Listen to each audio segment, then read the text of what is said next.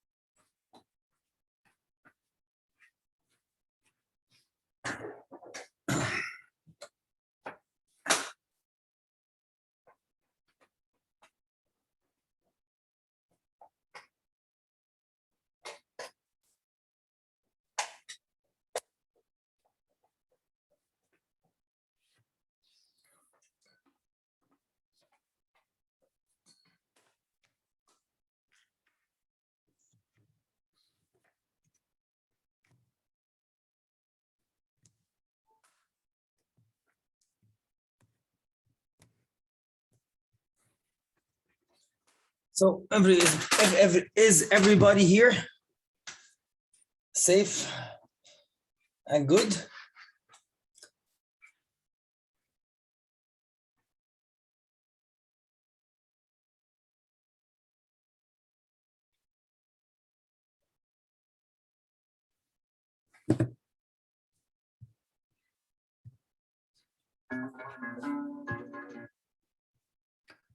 So can you hear me?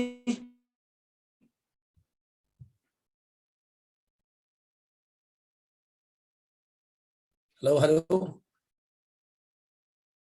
وعليكم السلام. Hello, Omar. How are you doing?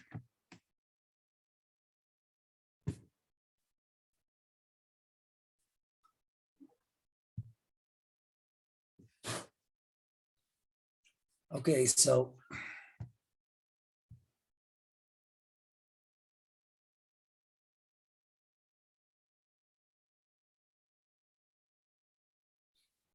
I can see, as I can see from chatting, everybody is here and ready.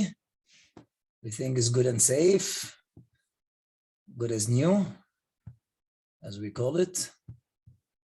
So I think we should be starting. Okay.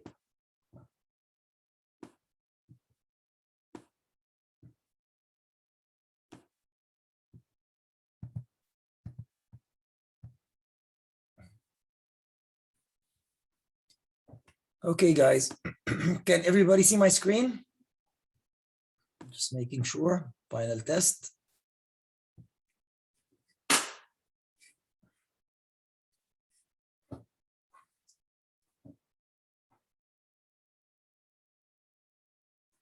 Can anybody give me a response by audio to make sure that I can hear you? مستر أشرف كتير. مين اللي بيتكلم؟ عمرو. عمرو. طيب كويس، حلو. علي صوتك شويه كده كمان يا عمرو. بقول لحضرتك واضحة تمام كتير. سامعني كويس يعني؟ سامع حضرتك. طيب خلاص، نتكل على الله. بسم الله الرحمن الرحيم. Here we go. We've seen this introduction yesterday, so we'll skip that. Just want to ask, today is going to be the fun, hopefully, I hope you enjoy it. This is the fun part of being an entrepreneur, which is getting the chance and understanding how can you tell your story to everybody, whether you want money from him or he's a customer or whatever you want to do. This is how you learn how to get to tell your story about business with intuition and passion. So first of all, can anybody give me an idea what is the difference between a presentation and a pitch?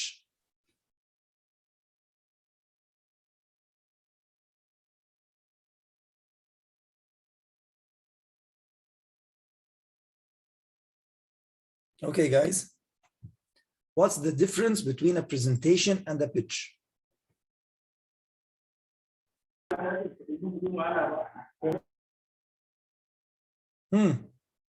Anybody? I think a presentation basically is all about presenting something to a particular audience. The audience makes the difference. While pitching is all about pitching a business idea to investors. It's either you are looking for grants or you are looking for funding. You have it has to do with financing a particular project. Okay. Okay. Let me know if there's any. And the pitch?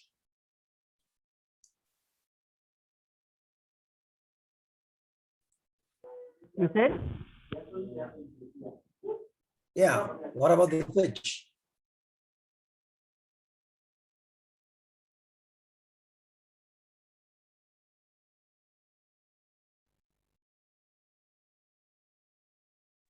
People you feel they can invest into the business. So that is pitching. You are pitching to a particular investor. While presentation can be a general presentation to a general audience. And the pitch? And the pitch, you pitch to investors. You have a particular set of people you pitch to, which are generally called investors. Okay, that's half the way. Anybody else wants to add to Omar?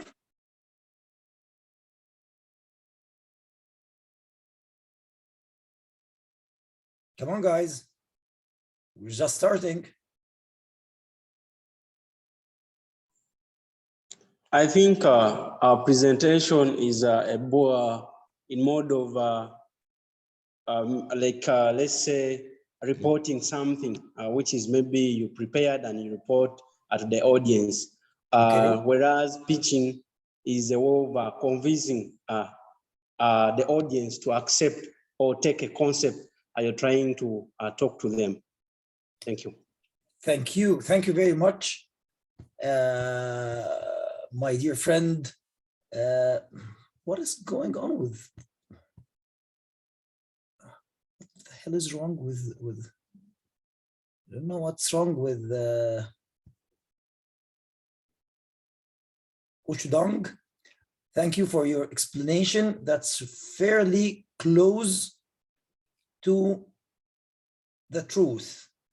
It misses a bit of piece of information, but as you said, if we just start comparing between them, a presentation is more to demonstrate or introduce or to lecture.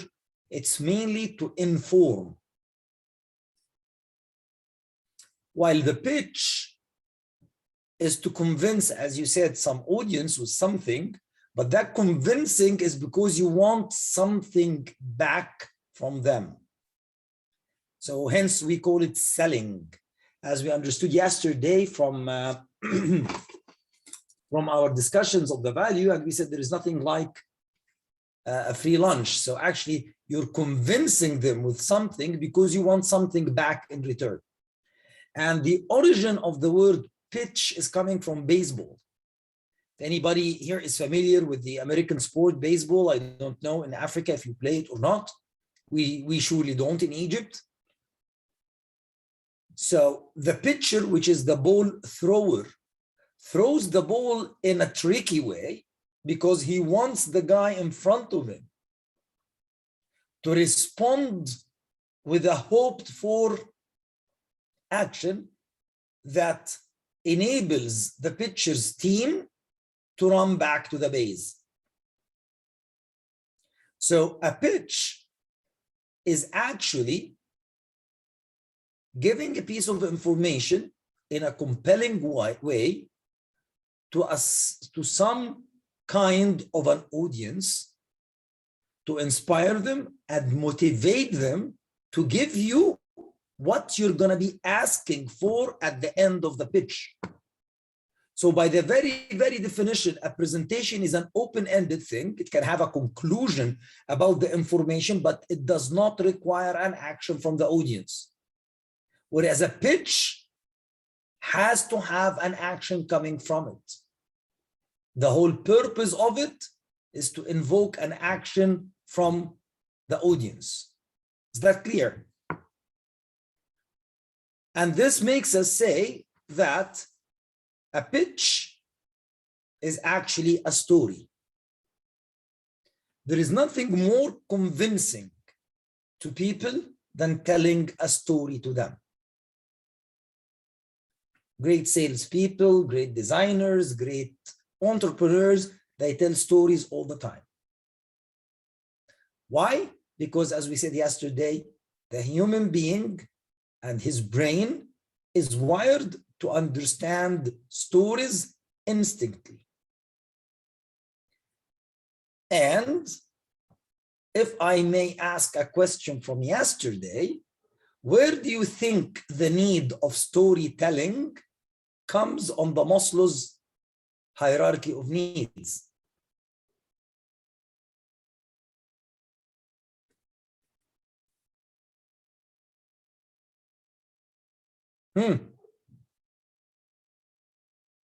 Anybody remembers anything from yesterday?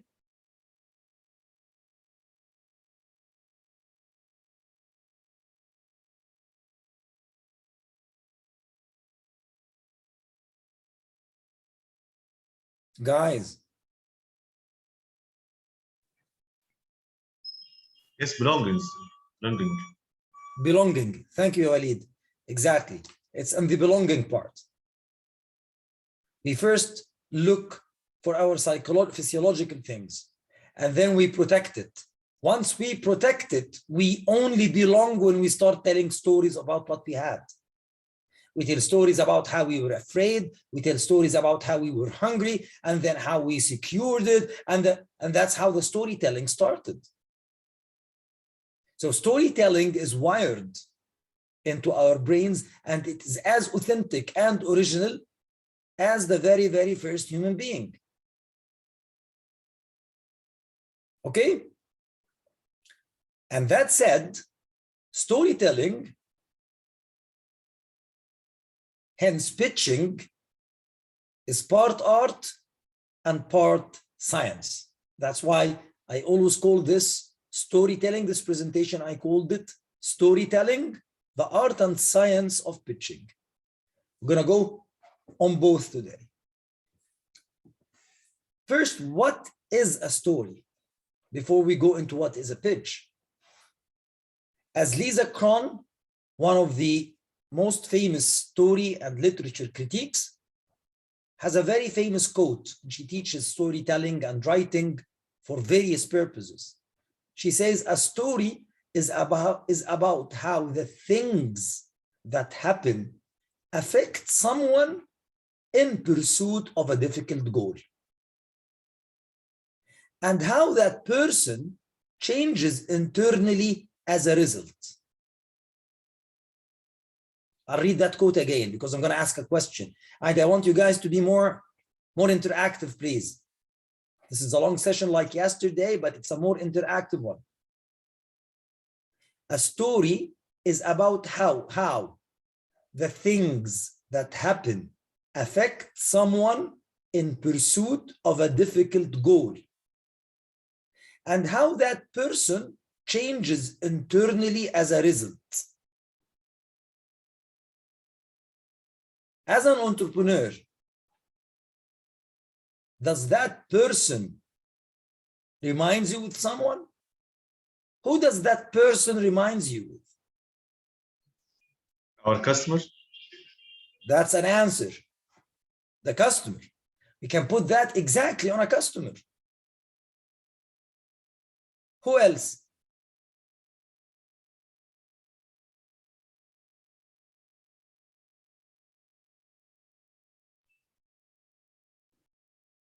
Maybe also our vendor or supplier. Or Yeah, it can be part, of course, of the supplier, but there is something closer than the supplier.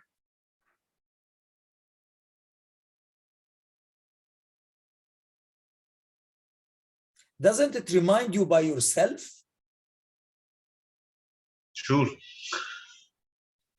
That I There was is thinking no about. other person than the entrepreneur who is in an extremely difficult goal to change the behavior of his hoped for customers, to achieve a looked for future with all the things that happen to him. And eventually, if he succeeds, he only succeeds by internally changing. That's the pivoting. So storytelling and the story applies on you, it applies on your customer. And if it applies on you, it applies for your competitor. So you are really a main character in your own story with your customers. And that's exactly how you want to think about your pitch.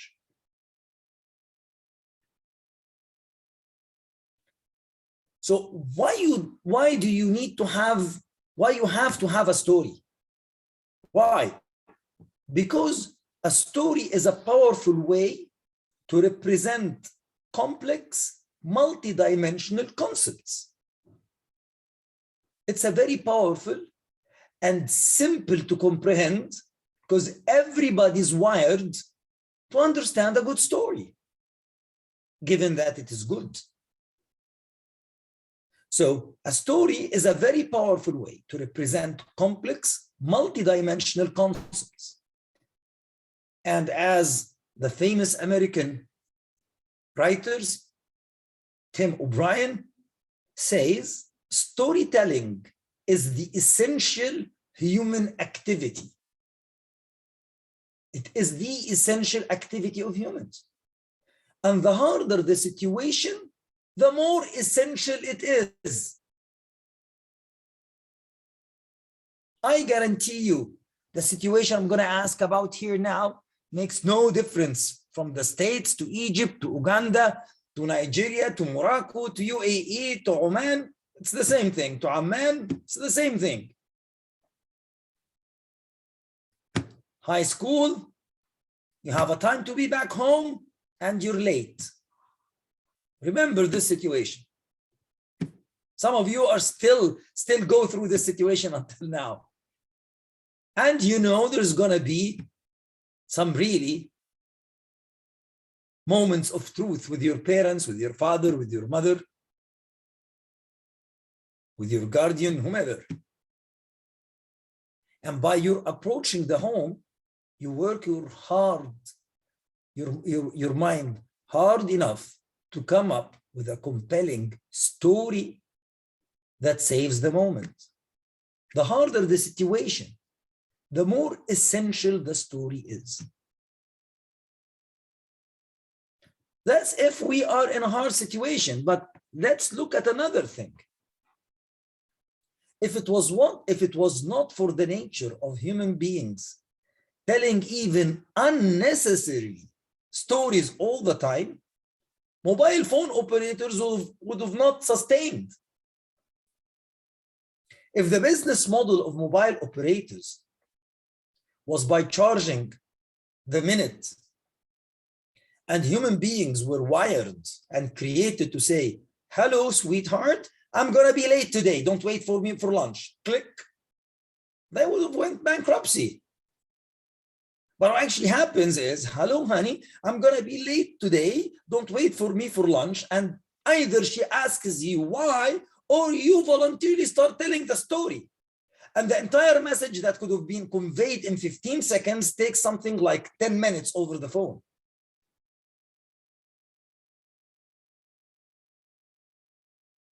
One last proof.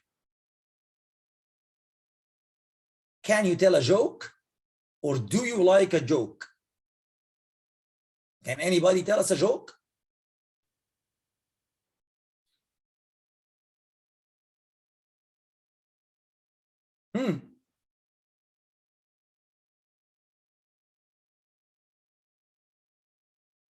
I don't want to listen to Egyptian jokes. I'm in it all the time.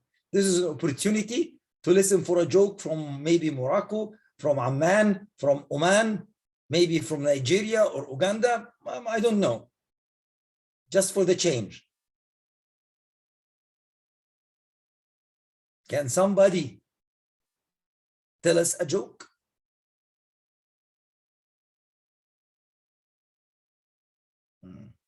You didn't see this coming, huh?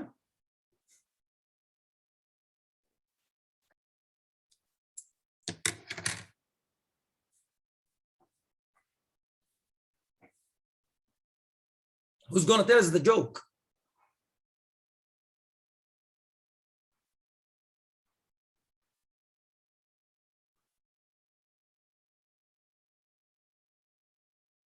Come on, guys. Wake up.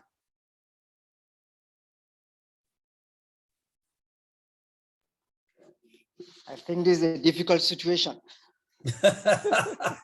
So it needs a joke. It needs a story.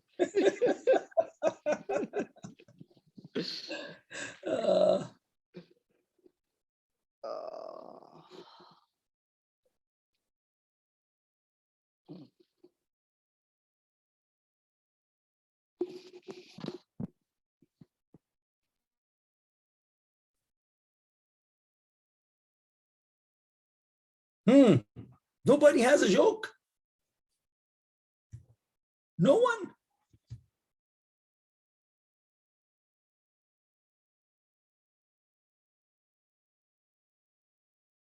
Okay, so let's get to a more difficult situation then. A joke is the shortest story you can ever tell, and it's a complete story. Follows all the structures that we're going to talk about in a moment. But now to the more difficult question. Okay, guys, what's your story? Omar, what's your story? Walid, what's your story?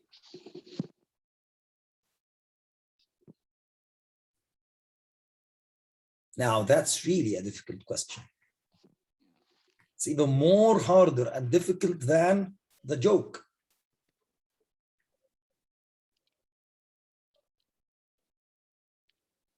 So whenever you're asked as an entrepreneur, what's your story? You're actually pitching, but for a different reason.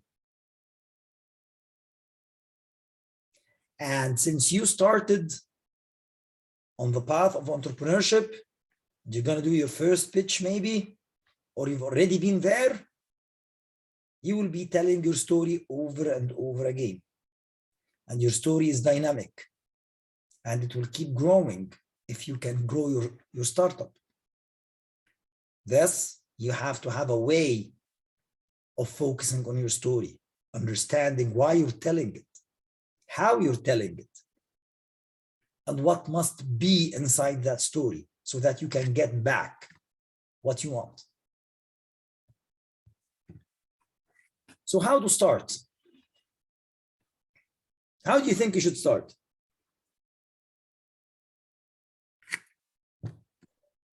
Don't ever start with slides on this process. They are the last 10% of the work. 90% is all about defining your story line and pitch. It is not about your visuals. The visuals are here to help you. And to help you better focus on your audience and get their attention. So the casual, usual, repeating mistake is we want to do a pitch, we open PowerPoint, or we open Keynote, or we open Prezi, we open a slide presentation software. Never do this. That's 10% of the job. Actually less. That's actually 2% or 3%. Because the rest of the other 10% is about you delivering the slideshow. But if you do bad on the 90%, no matter how good the visuals are, your story will not travel to the other side. So, how do we craft a compelling story? In the science of storytelling, storytelling is a 3-step process. This happens with pitches, it happens with jokes, it happens with movies, it happens with writing a book. And those 3 steps, this differently from the design thinking we talked about yesterday, this is linear. You cannot do number 2 before finishing 1, and you cannot do 3 before finishing 1 and 2. So the very first step is preparation. Then we produce,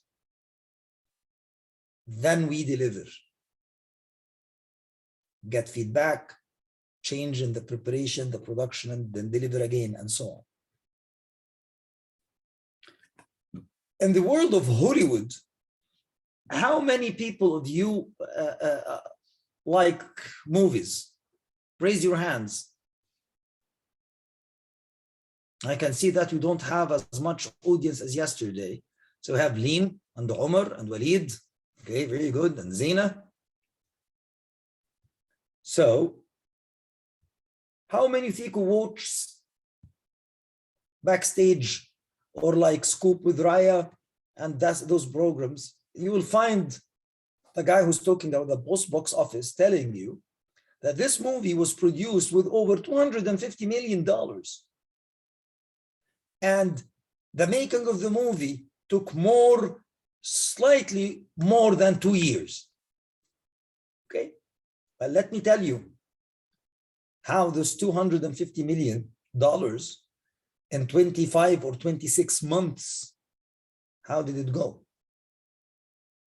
The first 18 months, and maybe more, of those 24 or 25 months were spent on preparation. And from those $250,000, they could have just spent slightly north of 200,000. And that's where the producer, the screenwriter, the director actually sit together daily for 8 hours. And they finish those 18 months with a huge book, sometimes called the score. And that book is actually spreadsheets, 600, 700 pages of spreadsheets that details every single thing in the movie and the storyline. The scenes, the characters, the costumes, how it's going to be lit, how it's going to be shot, where it's going to be shot, who's going to be acting, who's holding the mic, who's getting the drinks, everything. And by that end of the book, they conclude that they will need 18 days and 6 hours and 43 minutes of shooting. And that this thing is going to cost them $240 million, and they will require traveling to here, traveling to there, everything. And maybe world circumstances have changed, the market changes. So they decide not to produce the movie and they put it on the shelf. But the movie is finished and they've only spent $200,000. Whenever the market is good again, they will just pull it, produce it. Now, on the first day, actually a couple of days before those 16 days, they spent something like $200 million from those 240. They start paying the actors, they start getting the sets, they start working on blah, blah, blah, they get the hotels, they get everything. But they do not spend one more minute extra shooting than what they wanted in the preparation. Now, after they make production and post-production, if there is any effects, they go and deliver the movie. They make the distribution, which cinemas it's going to be shown in, when it's going to be out on Netflix, when it's going to be out everywhere. Are they going to synchronize it worldwide, or they're going to go out because of copyrights? They're going to go out at the United States first, then Europe, then the Middle East, then Africa. That's the delivery. So this example, I like to do it so that everybody understands what we're talking about. Is there any question till this point?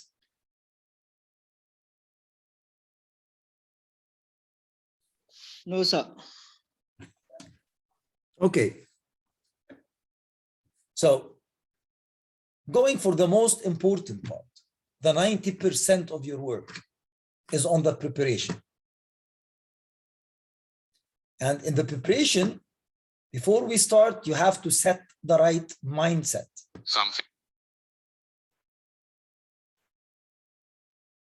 Does anybody want to ask a question?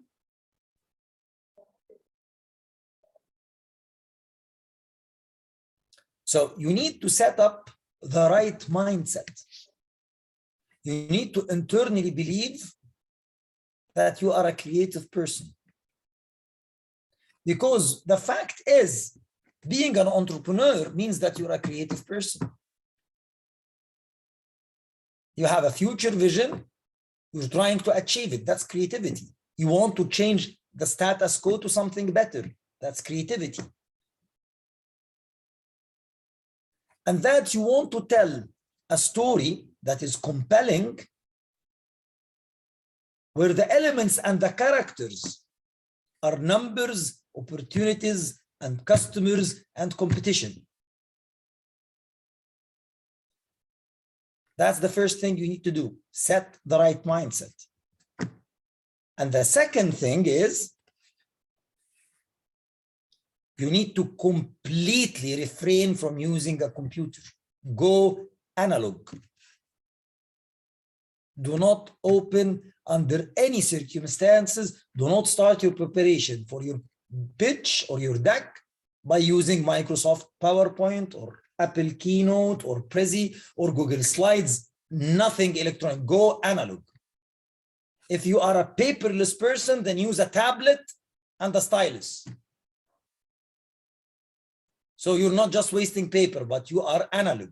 We need, if you really need to be creative, you need to use the both sides of your mind, the right side and the left side.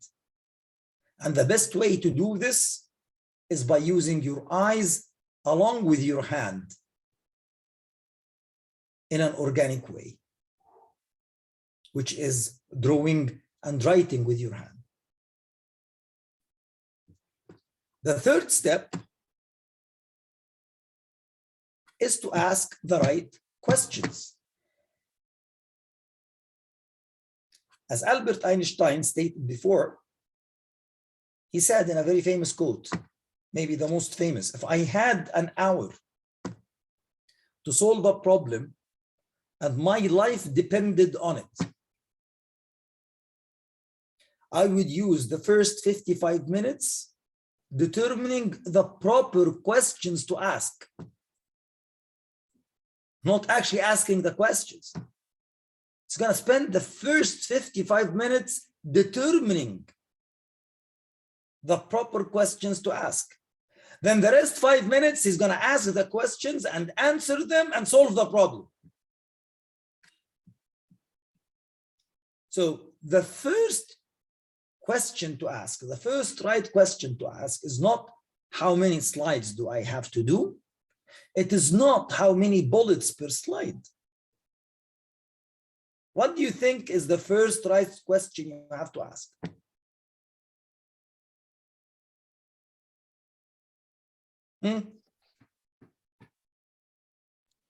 Who are the audience? Yeah, that's one of the right questions, but that's not the first one. What message do you want to pass or deliver? That's again a right question, but not the first one. What is the time for pitching or? That again is one of the correct questions, but not that. We'll come to this later. What is the very first, most essential question you have to ask? What's the content of the slides? What is the main content of the slide? Exactly. What makes, not the content, what makes a good story? Good stories. We agreed it's a story. So what really makes a good story? So then when I ask the other questions, I know what I'm looking for. So what makes a good story? There are 7 principles that makes a good story. The first one is drama. Any story needs a dramatic development and some emotional dynamics. So in a nutshell, drama is a huge domain. People study drama and make masters in drama and PhDs in drama, and they spend their whole life doing comparative linguistics and studying drama for writing. And there is drama in screenplaying, and there is drama in everywhere. But the simplest thing about drama is it's about tension. It's about having a logical, emotional development line. That's the first thing that makes a good story. It has to have some drama. There should be a dramatic development. There should be sort of a whole... Yes, Ya Umar.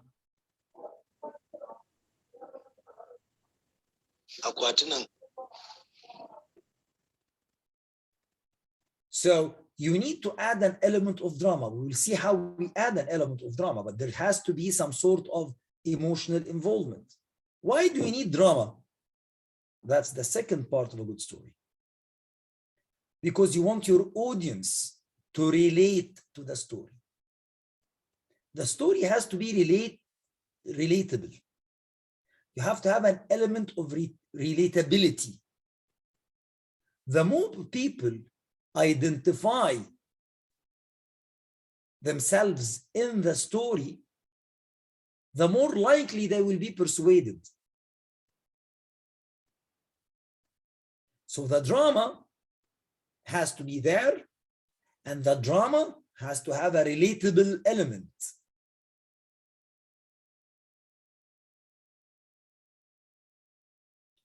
The third part is immersion. It has to catch them from the start to the end. And they have to feel themselves lost into the story.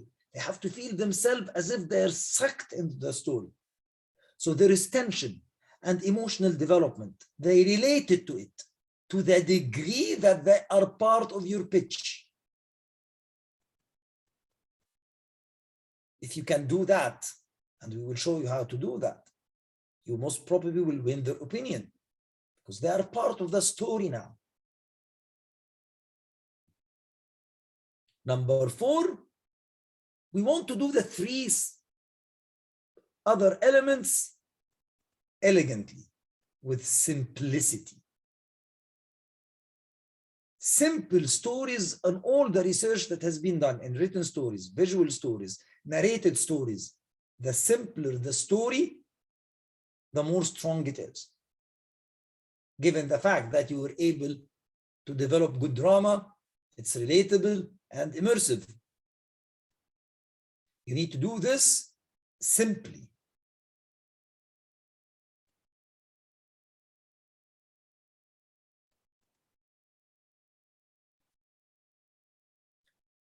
And it has to be an agent.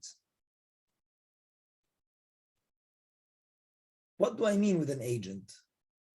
You need to have things in the development of the story that the audience will figure out on the line of the drama before you reach it. That's one way. If there is good drama development, if it's relatable, simple, and immersive, you need to leave them some parts for them to continue being immersed in it. They will anticipate what's coming next. They are trying to figure out what's coming next by themselves.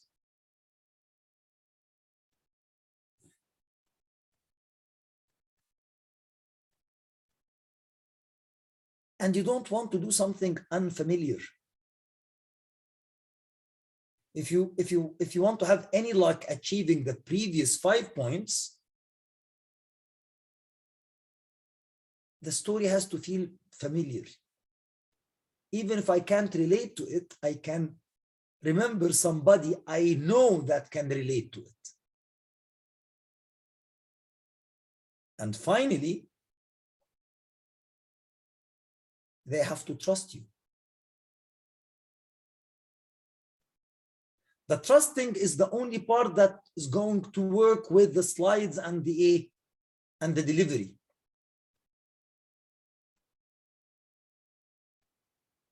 The rest are mainly in the preparation.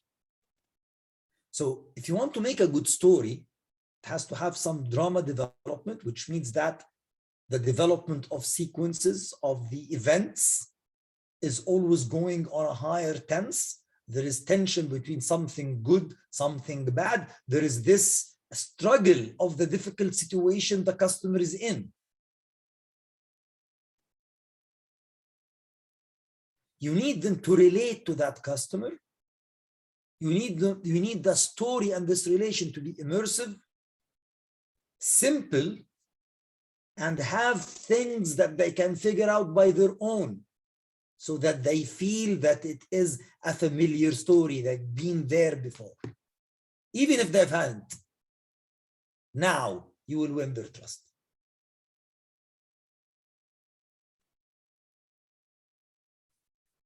Any questions here? So what is your story about? Can anybody tell me what's the story his story is about?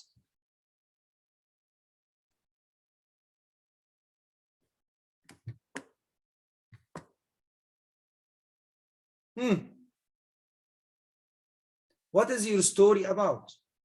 As an entrepreneur, your story is about real people. Your customers are not fictitious characters. Your customers are real people with pains and gains. And we want to use that to achieve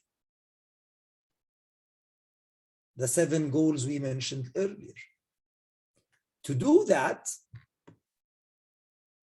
you have to examine your customer once again, as if your value proposition before you. That's part of the preparation. Value proposition has a customer. And try to judge them on 3 dimensions. The first one is who is doing what. That's your customer trying to achieve what you're trying to solve before your product. You want to know their demographics and their psychographics. Can anybody tell me the difference?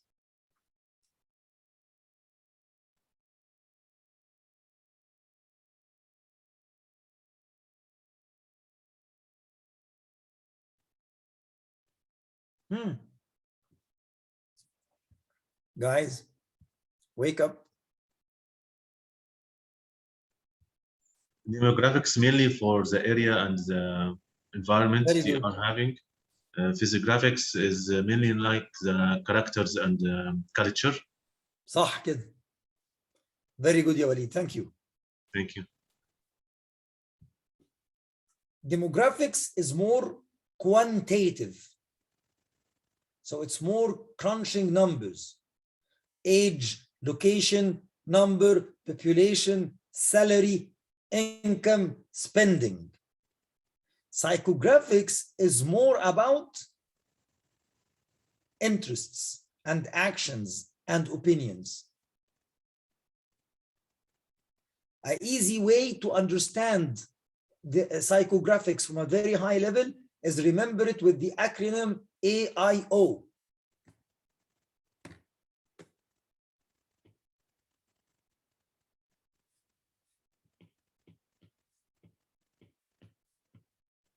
A for actions, I for interests, and O for opinions.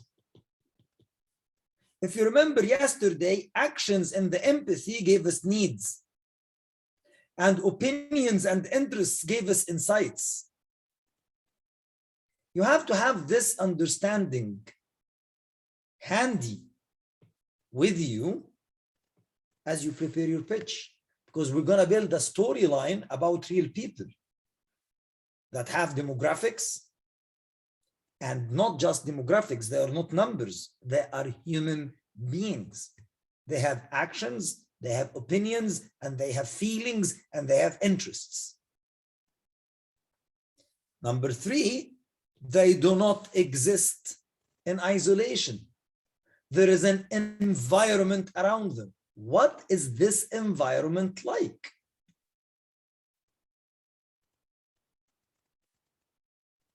Is it a free country? Is it a poor country?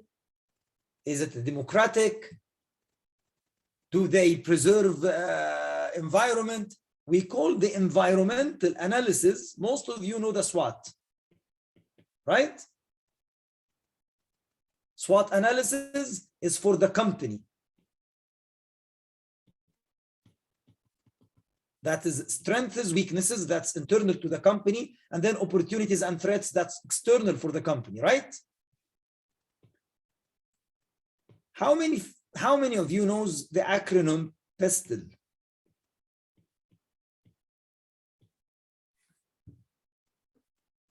Does anybody know this?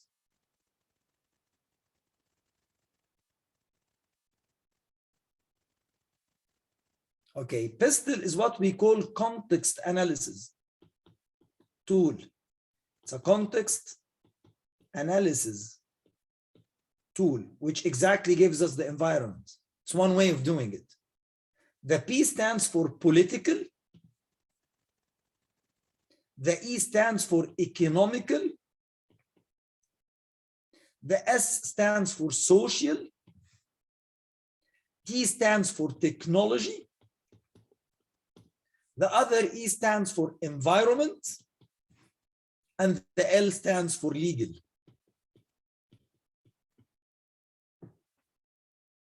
That's how you understand the environment of your customer. The environment that you're going to be operating in.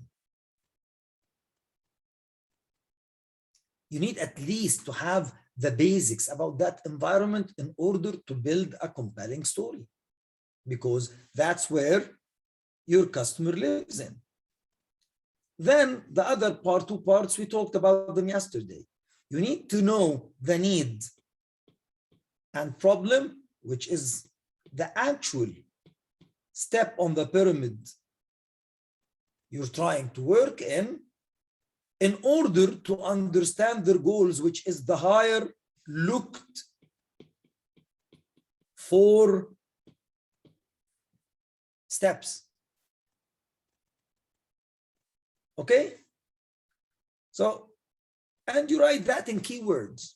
I don't want you to write an essay, but you need to be able to ask yourself these questions and come up with 5 sentences, 1 sentence for every one of those 5. And don't jump to conclusions. Then you need to ask yourself, how do those people doing whatever they are doing before I introduce my solution, how they are doing it now? This enables you to examine behaviors and actions. What is the difference between a behavior and an action?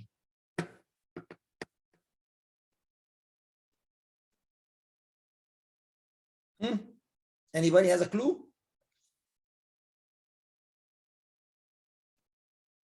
A behavior is a consistent repetition of a set of actions.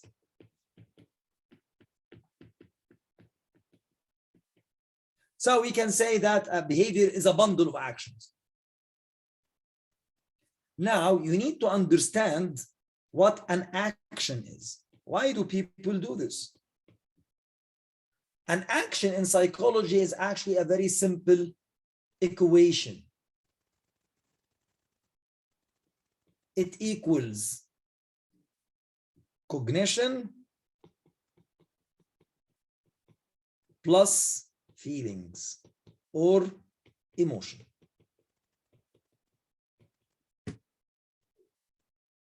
So you need to understand the behaviors to be able to see and isolate the actions and start understanding the cognitions that come from the psychographics. What are the deep beliefs of your customers? How do they feel when they do whatever what they are doing? And this enables you to see patterns, which is the last thing. Now, we are starting to see some relation between these two. Finally, you want to ask yourself why the customer is doing this now. He's doing it because he has a personal motivation that is based on a need. We already know the need from here. But there should be some sort of a drive, and the drive is natural. The drive is forced on him. He cannot control it. And there can be as well an incentive. And usually he does this because he just doesn't want to fulfill the need.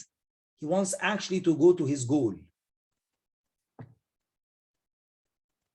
That's why whenever you come to validate something and you ask the customer if he wants it or not, and it's not directly in his needs, he will never tell you no, because most likely it's on his goals rather.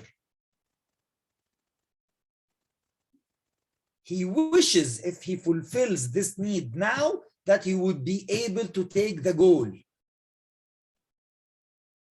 Now, what you need to prepare about your customer, about your persona of your customer, is 15 lines.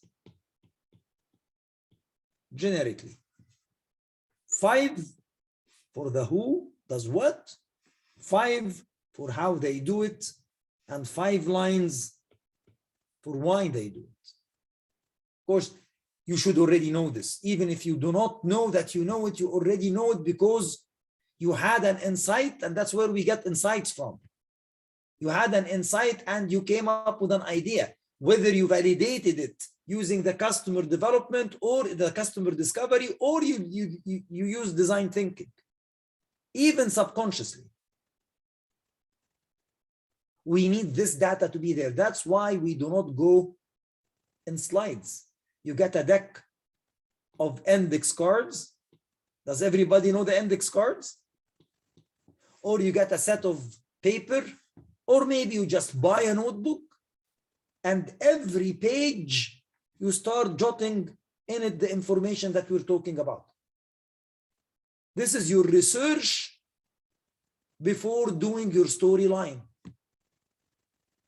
Any writer does that. Any movie maker does that. Any stand-up comedian does that. Great pitchers, including Steve Jobs, did that. Any questions here?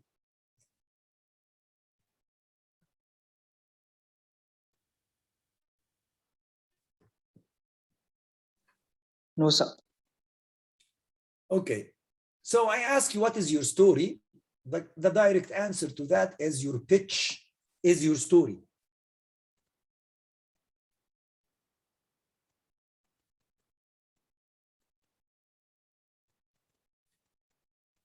And to tell your story, you use different points of view. I, them, they, we, you. You're going to be using this in delivering the story. It has to be multiple points of view so that it's real. To examine conflict created by the inequity. There is an opportunity. If you change their behavior, there is a new opportunity. So that's where the tension comes from. That's where the drama should be building.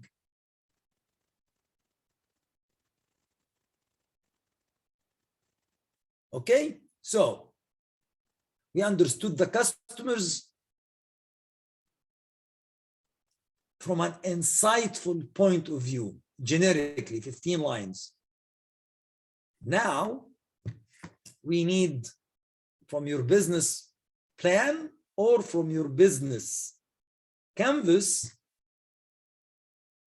the following.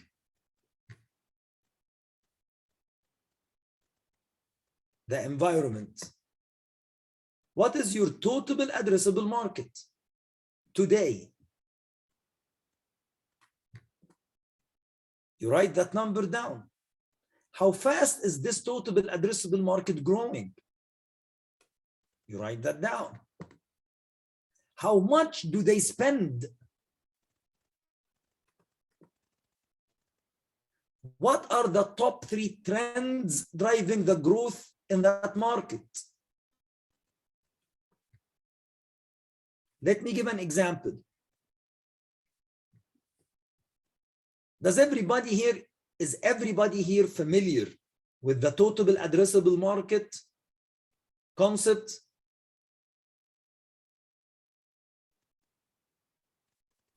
Guys? Yeah, addressable market, yes. Like based on my own scenario, with the projection that in the year 2030, 2 billion devices will be connected to the internet. And for voice application, there is a projection of a 30 billion market size. So with that is the addressable market size. And for me, I guess in the next, which is 5 years from now, it's to capture the 5% of that very. So if I draw without going onto another slide, I will draw with white. There are actually 3 circles. There's the total addressable market. That's the one that you should be working in at your maturity, and that is in the very long run. And then there is the SAM, the segmented addressable market, which means which part of the total addressable market you are going to start with. And then there is your target customer, which is part of the SAM you have chosen. And that's the persons that you are working on today in the next coming 2 years. This is how we segment access to market. So if I am doing something that is going to affect high schools in Nigeria, and the Nigerian education system is for the sake of the argument, is very similar to the entire west part of Africa, then my total addressable market will be all high schools on the west part of Africa. But then I cannot start with there. I am in Nigeria, so I will start with high schools. That's my SAM. So I will start with high schools in Nigeria. Still, it is very big, but this gives me better focus, and I can focus my numbers and can drive strategy out of that. Then my segmented obtainable market is going to be, I'm going to hit, say, Lagos first. And then inside Lagos, I will start with it as we talked about yesterday. I will put a live prototype, then a pilot, and then take Lagos all about, and then grow out to other cities. By the time I am reaching maybe 50% of Africa, I will go out to another country on the west part of Africa. So these are the three ways. You need to understand in the environment first, what is your total market? How fast is this thing growing? In the segment you want to sell, the similar things, how much do they spend on it? And if there is any trends in its growth, you need to know those trends.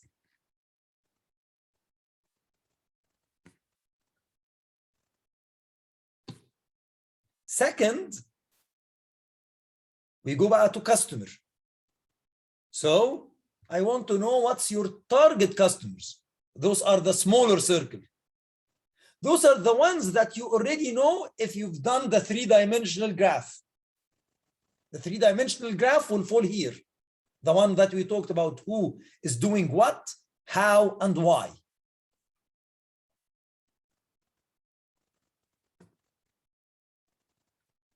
What are the different groups? High schools in Lagos are not all the same. At least in Egypt, here we don't. In Cairo, high schools are different. We have international schools, we have traditional schools, we have multinational schools, we have different types of schools. So these are different types of groups. So even though the target's customer that you're going to work on, because you're going to work on it as well with a prototype, then a pilot, then you grow it bit by bit because you're a startup, you need to burn cash very carefully. And you need to show that in your presentation, that you're burning cash very carefully. And you know how to burn it. It makes sense. So you need to understand your different target customers. How does the needs differ from those customers? If you've done that three-dimensional graph here, you should have completed it for every persona. Oops. For every persona. A persona is a group of people in your target customers. So if you complete this well, which I don't see why you shouldn't be doing this if you really understand your customer, you will already come to the step of the customers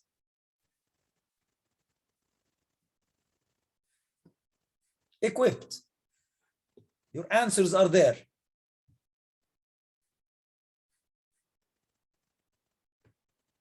Then, because you did this analysis, you can answer one question on your preparation. Which group I will start with and why? I will start with a live prototype in a group and grow that prototype, live prototype, into a pilot. Why this group, not the others?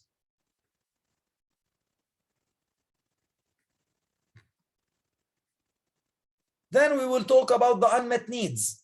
And that is most probably the easiest thing for all of you. That's part of the value proposition. What are the pains? What is the problem today? What is the pain? What is your evidence that this is a pain? We're telling a story. You need to convince people. You can't just come and say, they are suffering of not having internet connection. Yes, we all know that they don't have internet connection, but you, when you tell it, your mission is to tell a story that persuades the audience. You need to mention an evidence that everybody can relate to. So you create the seventh element of the good story, which is trust. So what is the problem or pain? What's the evidence you have? How is it impacting the customer? And how is he satisfying it today before you give your solution? Today, now.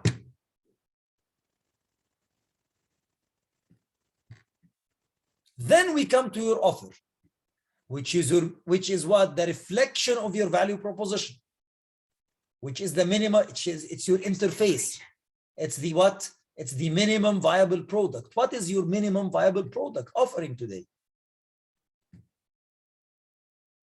How will you solve the problem or relieve the pain? Your value proposition or your viable product, or both? You can explain it both. If you have it very well done, you can put them both. What makes your product unique? What will you do with it?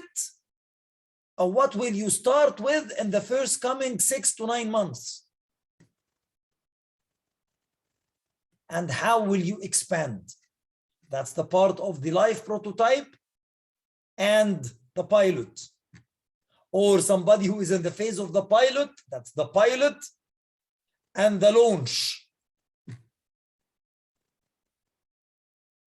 If you're in a phase that you've already launched, that launch is initial. What's going to happen after the launch in 9 months? You need always to continuously give him now and future, now and future. This creates the tension. This creates the drama. This makes the development of the story. Your story, you're telling a very complex story and you need to tell it very simply. You're telling your story, which is about your customer story.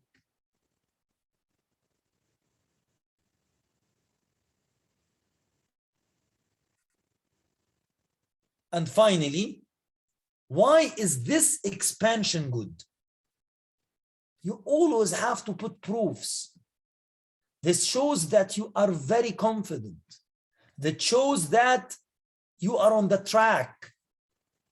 It shows the most important thing, you're not afraid to try and fail because you know how to think. The one thing that really makes investors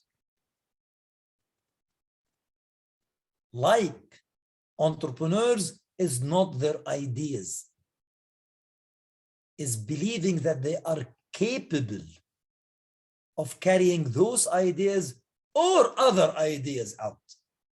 Because risk is very high. No matter how hard you've worked, there is still a possibility that you pivot. And that's not wrong.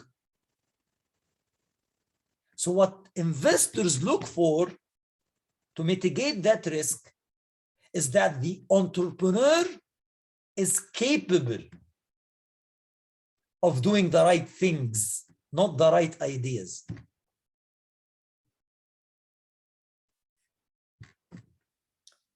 And it's always very good if you can have an analog to your product. Like, I am the Google of cars, or I am the Uber of medicine, or you find something that is very similar. Everybody is similar to it. And you can use it as an analog to simplify your solution.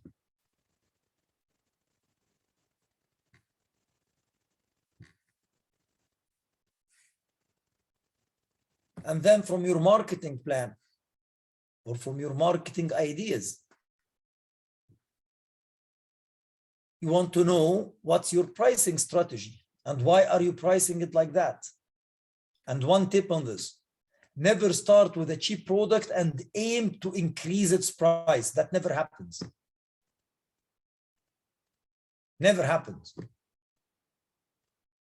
Very, very few companies can increase their prices. Very, very few in the entire world. And 100% of them are not startups. So you start with a pricing strategy. Start with your price. You explain why you priced it like that, and then how you're going to sell it to your customers. And if the price is higher than customers are talking about, you can say if you want to give them a promotion on it or not, and how are you going to make them aware, how you're going to deliver it. So the marketing part, all what is important in the pitch is your price. And if it's a tiers of pricing, what's the strategy for that pricing? Why are you doing that pricing? How will you sell to your customers? How are you going to convince them? How are you going to reach them? And is it a price sensitive market you need to do a promotion or not? Promotions are discounts. So if you have belief that the current value people are paying for the existing service now is X dollars, the way you introduce it when it's mainstream, it deserves to be 2X. That's a strategy. And you tell us why. Then maybe you say that in the beginning, I will offer the price with a promotion for early adopters at a 50% discount, so that you meet this right. So everybody knows that it's $100, but if they act now, they take it for 50. So you're not increasing your price. That's called pricing strategy. That's one thing. Another thing is, I have 5 benefits. I will give the first 3 free. And if they like it, and they want the other 2, they pay this amount. These are called pricing strategies. This is called freemium. Now, this is called try and buy. The freemium is I give the entire thing for free because I know that 80% of my customers will only want the free. Like YouTube, 20% of them who are authors will need to do something so that they can take use of those 80%. So those will pay a premium. Those will have to pay a subscription. This is called the freemium pricing strategy. So in marketing, you need to tell me, you need to know before we come to the telling. We're not, all of this we're preparing for the story. We did not start the story yet. We're just gathering all the information, doing the research of the story. You need to know your pricing strategy and why. How will you reach the customers? How are you going to sell them? Are you going to sell to them directly, or you're going to use distribution, or you're going to use affiliation? And do you need to use price promotions or not?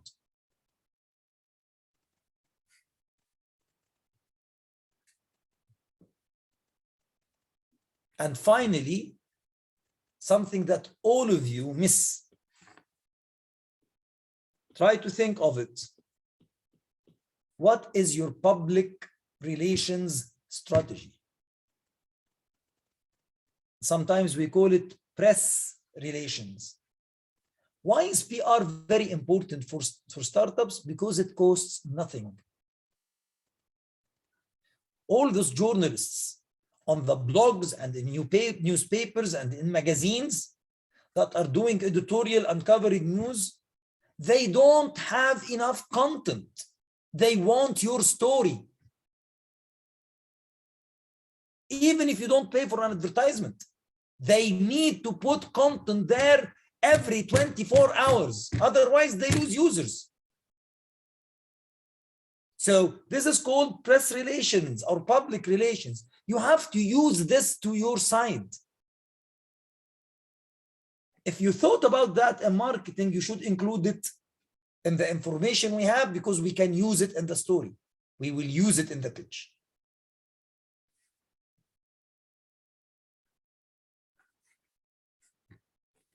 Finally, from your business model, We want to know the key activities, the 4 squares, the key resources, your channel distribution channel, and your CRM.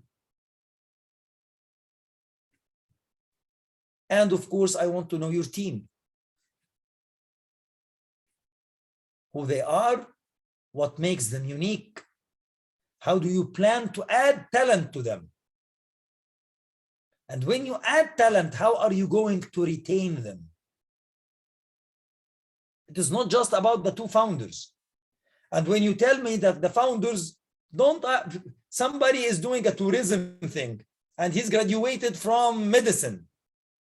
There is nothing wrong in that. But the last thing you need to put on the slide of the team is that he is Mr. XYZ, Bachelor of Science, Bachelor of Medicine, and that's it. What makes him unique to do a business in tourism? That's what I need to put. I don't want to know his degree. You're not showing us your CV.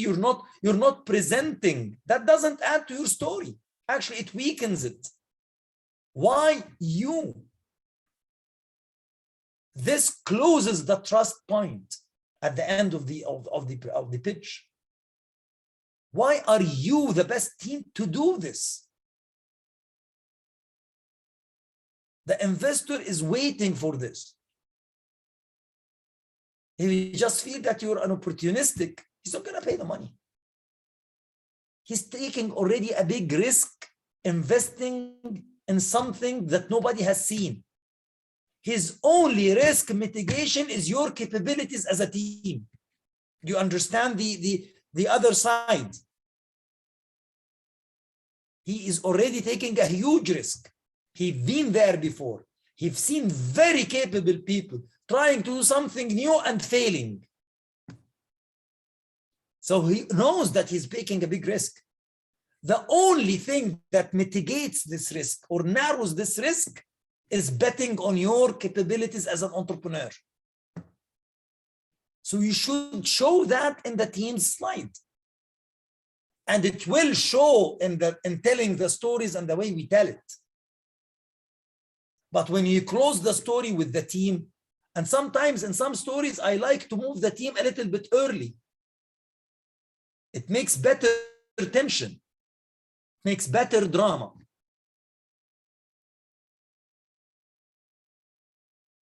Finally, you have to have some projections. We do not put the entire financial statement on screen, but at least you have to have your financial projections ready as backup slides if you're asked for it. And we show only from that basic information from a high level that proves what we've been saying. Like a high level income statement for the next coming 3 years. If this thing is high in generating cash, which justifies you asking for a big amount of money early, then we need to see a high level cash flow projection for 3, 4, 5 years.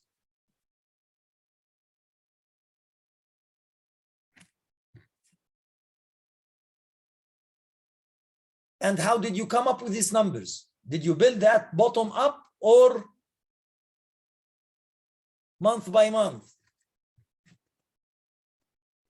How much investment capital will it take to get your startup through the next 5 years? You want 1 million now. That will only take you 2 years in the future.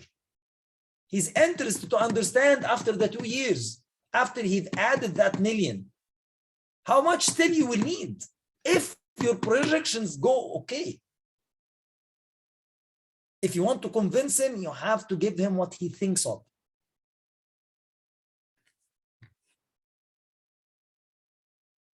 And when do you think you will reach profitability? In other terms, when will you break even? And what is the level of sales you need to do to hit that break even?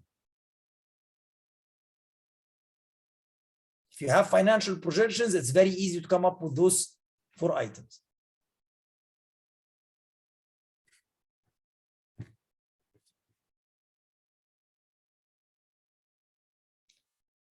And of course, if you're talking about 5 years, You need to say, tell us what is the revenue you're expecting to generate during your 5th year.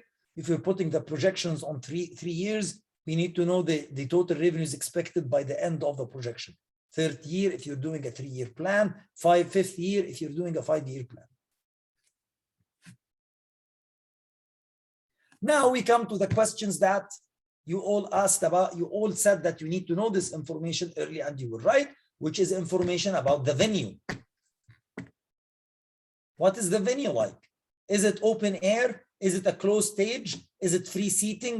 Is it around lunch so people are sitting on small tables? Or is it televised so it will be more like a studio with audience sitting there and me standing on a stage? Or is it in a normal theater? What does that venue looks like? Do I have a place to walk, or I will have a limited space to stand on? Am I standing on a podium, or I am moving freely with an earpiece mic? You need to know these things. How much time do I have? That's very important. Do I have 5 minutes to pitch and 10 minutes for questions? Or do I have 5 minutes to pitch and 2 minutes only for questions? In all cases, the best strategy is to finish at 80% of the time. If you have 5 minutes, rehearse and prepare as we're going to show you now, and finish your pitch in 4 minutes. It is always better to finish early and have more time for questions, if they have questions, than the bell rings, ding, ding, ding, ding, ding, and you still have a couple of slides you didn't talk about, you didn't close your story. And you are in the position of either begging them, do they see it compelling enough for them to give you a minute or two to finish, or no, that's khalas, it's finished, you are fair people, you don't know. So, you know the time, you plan the story and the pitch and everything to finish in 80% time. We have 3 minutes, we're gonna finish in 2 minutes and 20 seconds. We have 5 minutes, we'll finish in 4. We have 6 minutes, we'll finish in 4.5.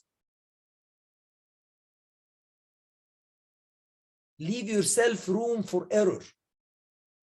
Your presentation might go wrong.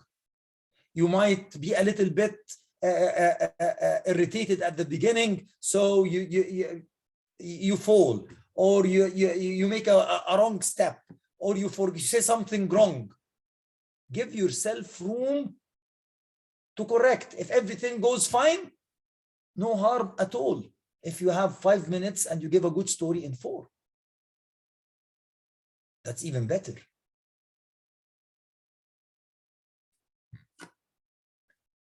What time of the day? That makes a big difference. If people are coming in the evening and they are coming from work, they are tired. That will make a difference when we prepare the slides, when we produce. Is it early in the morning? Is it a normal day? Is anybody, it's at any part of the day, but everybody is coming on purpose, so they're coming focused. You need to know. What are the audience background? Are they specialized? Is it part of a conference so everybody in the room is about entrepreneurship or about IoT? Or is it a public thing so it's only the judges who are into this part and maybe a few lines of investor and the rest are audience, are normal people? Are they gonna consider the voting and the clapping and the cheering of the crowd? You need to know this. What is the form?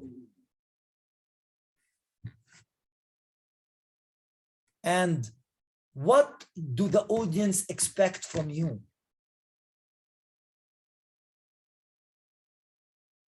They are waiting for you to ask for money. They are waiting mainly for you to dazzle them with a brilliant solution. What are they looking for? And what do you want from them? These are the important questions. These are the questions you don't need to waste 55 minutes determining them. We've gathered them out of experience being a serial entrepreneur, pitching hundreds of times in front of different nationalities and different types of people. And then after that, for years, helping startups pitch and actually big companies pitch in front of banks and other things. So we know the right questions. These are the right questions. You have 1 hour and your life are depending on it. I don't want you to determine the questions. I want you to use 55 minutes to answer them. The rest will be done in 5 minutes.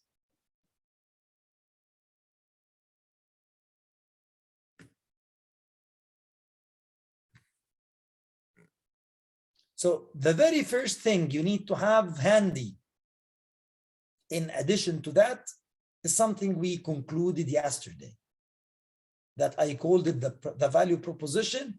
You need to have your human-centered problem statement, which looks like that. User needs to, the user need, a conjunction, and the insight. You have to have this handy.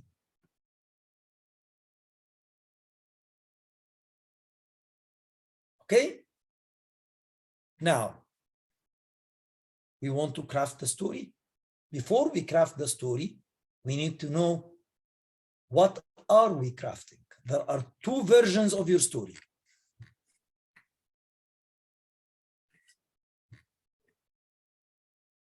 There is a type, and I'm going to give you a comparison between it and between movies. So we will say the type in a movie, the equivalent to it in the pitch, and the duration. The first thing, you need to have a plot or a synopsis. That is your elevator pitch. And that should not exceed 45 seconds. And that's very, very important. You start with that because that's the backbone we're going to craft the entire story around, using the data and the answers we gathered. So now in the preparation, we went sequential. We set the right mindset, we went analog, and we knew the 7 elements of a good story and what information about our business we need to have and what we need to know about our customers. We finished our research. Now, and we have our human-centered problem, and we have the value proposition. We have that handy on cards, on paper. Now, we want to start with our backbone, our scaffold that is going to be the main skeleton for everything we're going to put. That is your elevator pitch, and it's very important because that's your identity. Whenever anybody asks you what your story, you should be answering with no thinking with that 30 to 45 seconds. It's like your name. I ask you what your name, you don't think twice. When I ask you as an entrepreneur with a startup, as a founder, what you're doing, you should answer very genuinely, very passionately in 30 to 40 seconds with your elevator pitch.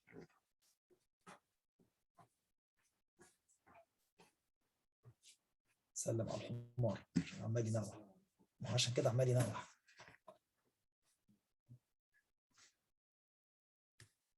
Okay. After the elevator pitch, we have the story, the movie, the book. That's your pitch.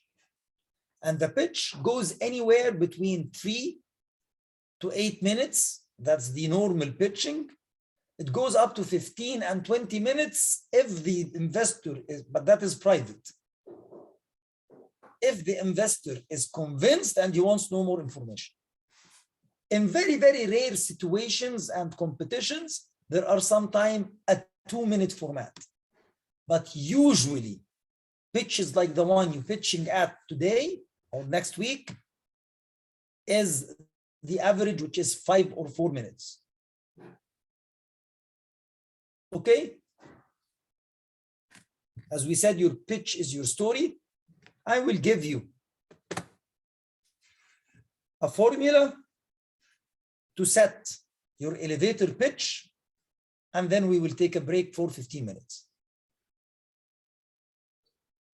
Okay, so your elevator pitch has a formula as well. You start with the human problem, the human-centered problem. User needs to, the user need, because, although, and the insight. We add your startup name, provide or offer, your minimum value product and value proposition, and if the delivery channel is unique, you mention the channel, and that's it. That's everything about your business. Do you remember yesterday, did I give you yesterday the example of the teenage girls when we talked about the human-centered? Let me give you an example of a human-centered problem first. Let's get the human-centered problem back again.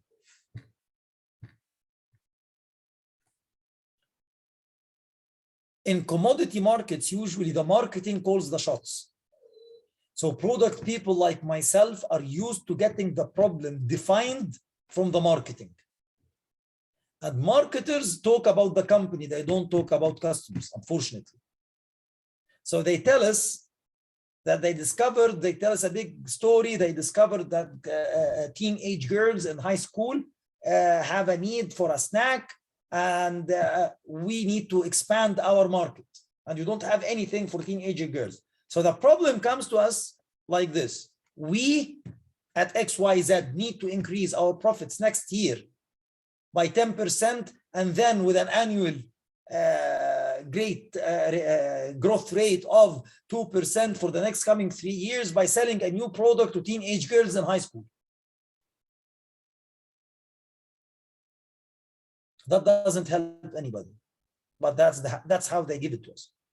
But when we make empathy, when we do those 3 axes analysis of teenage girls, and that's a real example that happened to me a couple of years ago in Egypt, we discovered that teenage girls really neglect food, and they faint and they feel sick during school because they don't eat, although they have traditional food maybe in their bags.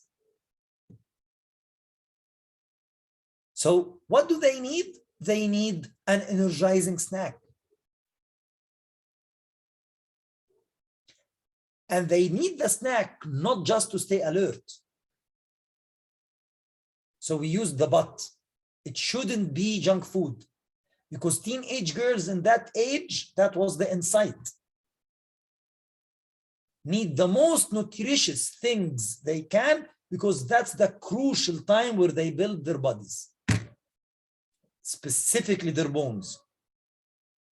So we came back to those marketing people of that company, and we told them it's not about you. It was a consultancy. It's about your customers. And we made this research about your customers.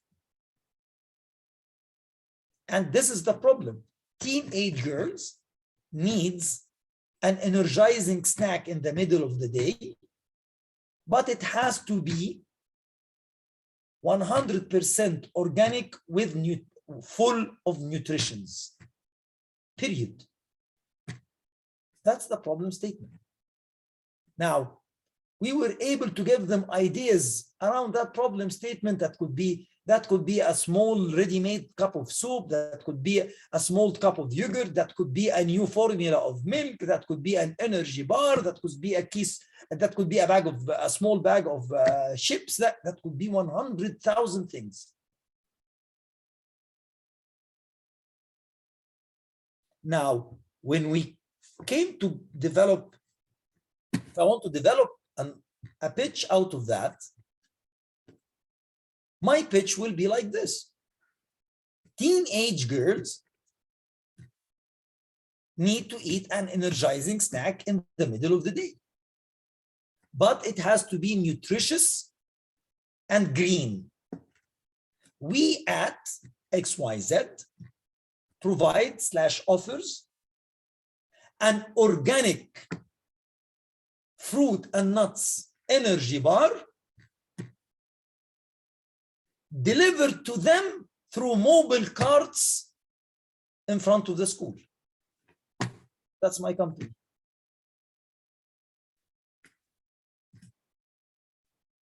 Halas. That's the entire backbone. That's my joke.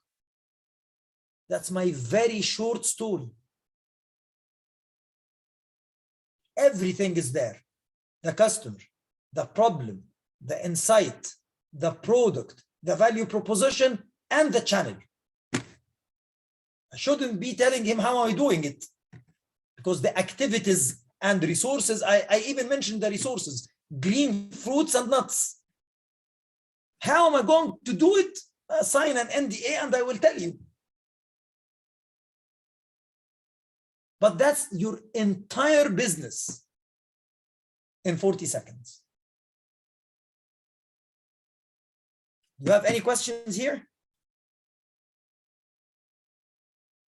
Any questions until now, ya shabab?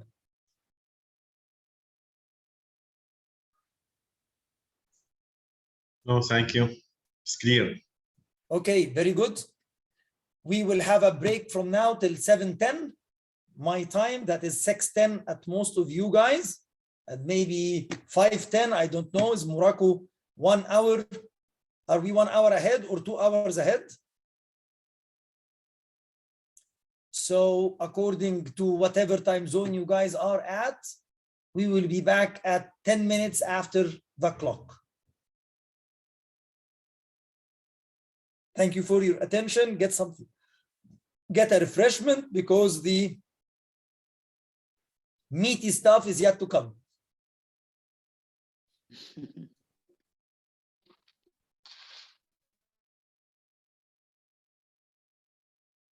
Back, everybody. I've taken 3-4 minutes. Sorry for that. Okay, so to start from where we stopped. This formula for crafting your 40-second pitch is just a helper. You start with it. If the result is okay with you, you can stick to it. But it is not like a Bible. It is not a must-do like this. It's a starting point that ensures that all the related elements to convince or persuade the guy who asked, what are you doing?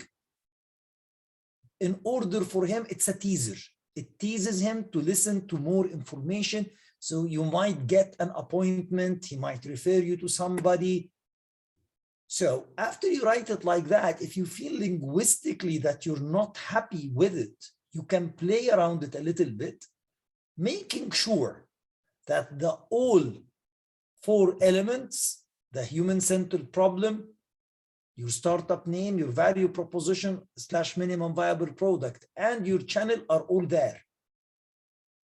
And if you want to play around it to make it more compelling from your point of view, do that, but try your best to have the customer the first thing in the sentence.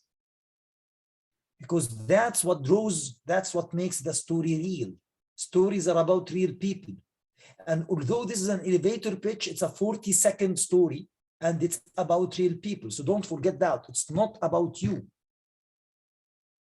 Okay? It's not about you. It's about the customer you're trying to serve. That's the business. Okay? Any questions here? Did anybody had examined it while we were in the break, thought of it, wants to ask a question? The time is now.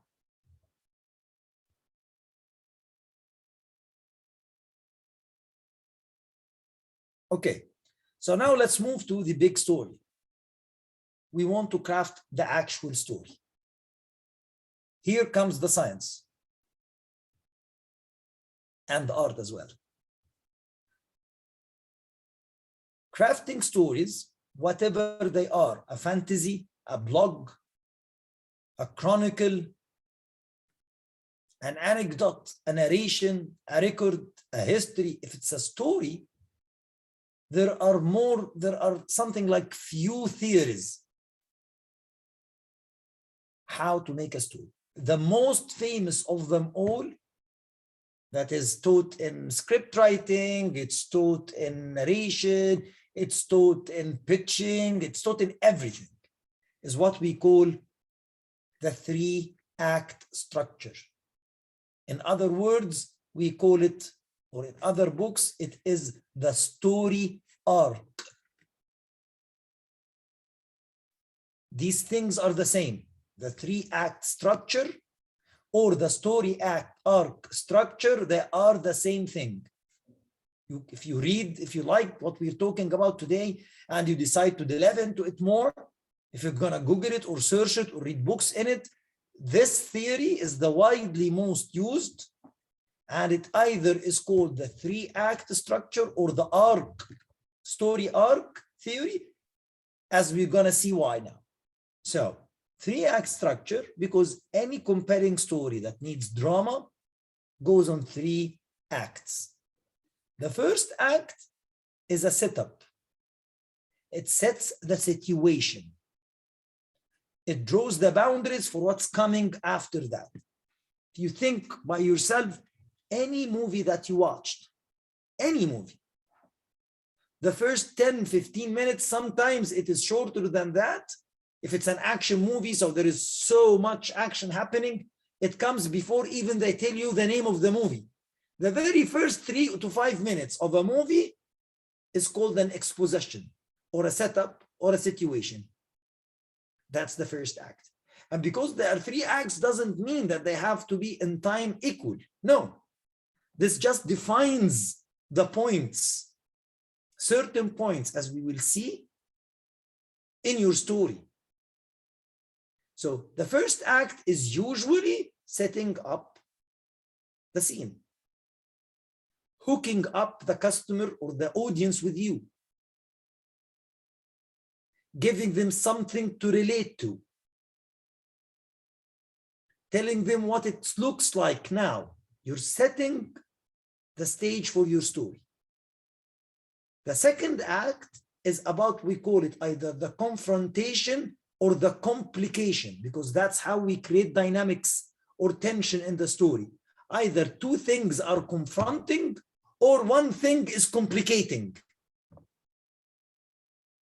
And that's the body of the drama. That's where all the escalation happens.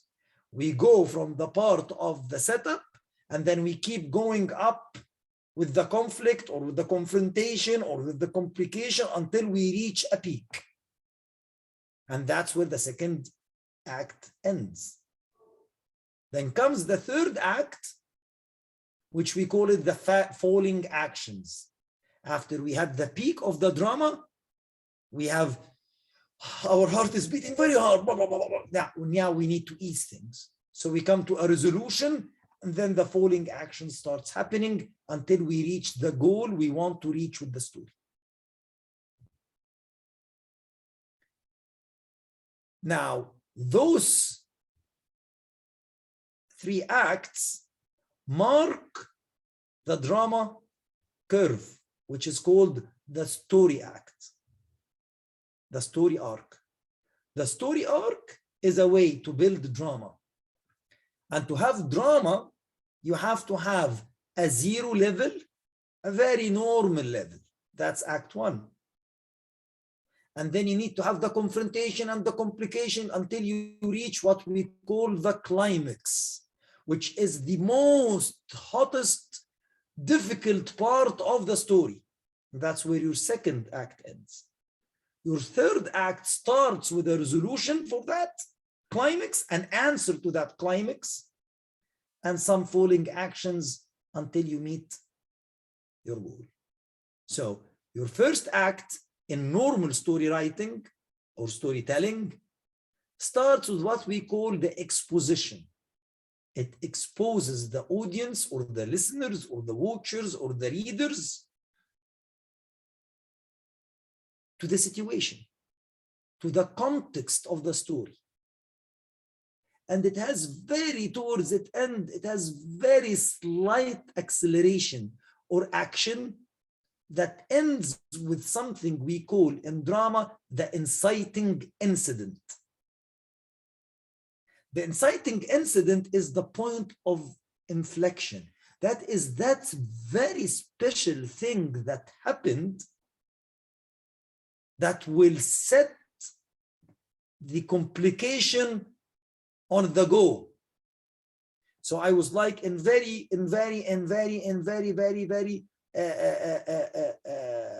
stable waters, and then there is suddenly one big wave, and the waves come with wind that after it suddenly it's very big. That's an incident element, because after it falls, the sea is no longer calm. It's a lot of waves and going and coming. So that moment in your story is the end of Act 1. It is the start of Act 2.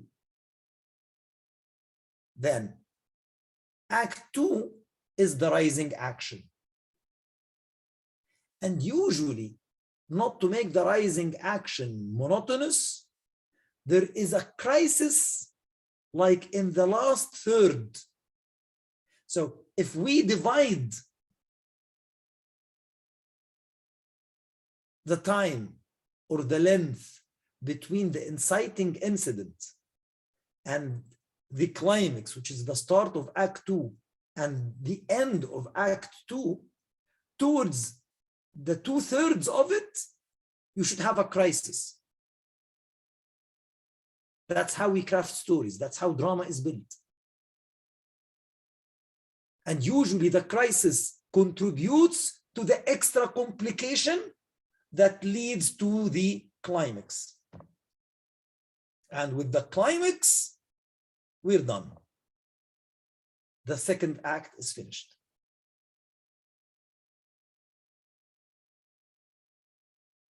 The third act starts with the resolution for the climax and falling action, which is everything solving according to the resolution for the big conflict, until we reach the end of the story with the characters' goals met. If there were two lovers set apart, they get married. If he was somebody fighting for his right, he gets out of prison if the goal is met.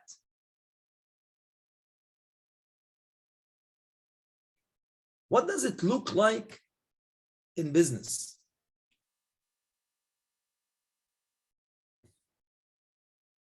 The setup act is actually the current state. That's the part where we collected data about who are the customers and what are the customers' pain and problem and how they are solving it now. And it ends with the inciting incident where we show them that that is not enough. The way they are solving the problem today is not enough. That's your inciting incident. Then you come in the second act is where we start talking about the products, existing products and services that are trying to solve this problem, still proving that it's not enough. On that way, we show how big the market is, how many dollars are wasted in that problem. If that problem is solved, how many gains are going to be. So the actual climax of your pitch is how big the opportunity is. Because if there is no huge opportunity, there is no need to do a business. Now, while you're doing that, you didn't mention yourself. There's a crisis on the way. We showed that there is this product and it's inadequate, and there's this product and it's this, actually, this is the traditional way, it is not working, blah, blah, blah, blah, blah. And the market is that big. We have this total addressable market. And the target market can be like that. We can expand easily, blah, blah, blah, blah, blah. And then you're not the only smart kid around the block. You have competition. Crisis in the life cycle in business is called competition. So, although you didn't start, you have a new idea, there are competitors that are trying to solve the same problem. That's where you mention them. And maybe mention some of their weaknesses after you mention them. Still showing that the opportunity is huge, and you end that part of your pitch, which is the end of Act 2, ends with the huge opportunity we have. And that's the numbers. Now comes the third act that starts with your value proposition, then your minimum viable product, and your competitive advantage of that product if you have any, and then the following actions, the takeaway. How are you going to achieve that? The key resources, the key activity, the channels you're going to deliver, how you're going to market, how are you going to take that opportunity? Now you're showing the audience that you can do what your competition didn't.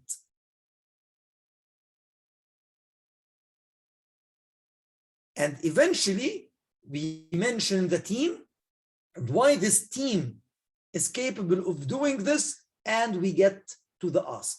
What do you want now from the audience? I want support. I want to be incubated. I want to do that accelerator. I need a seed fund. I need a pre-seed fund. And if you're asking for money, you have to mention what you're going to do with the money. It's called the fund proceeds. What are you going to do after you get the money? And that ends your pitch. So now we've seen how to build it in a dramatic way.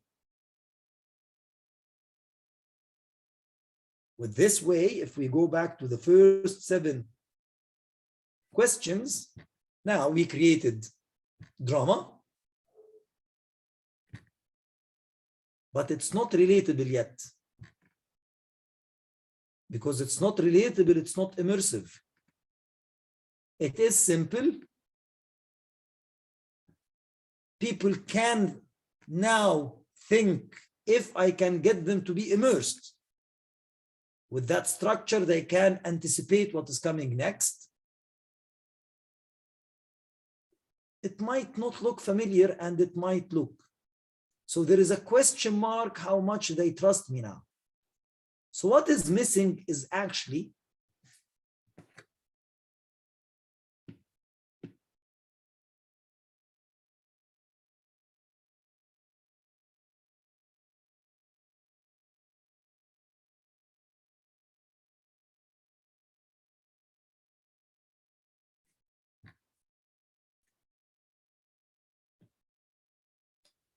is this triangle.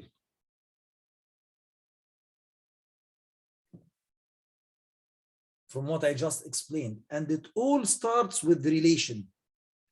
If I can get the audience to relate themselves to that drama that I created with the arc in that simple form, where they can anticipate what is coming next, but I might not keep them.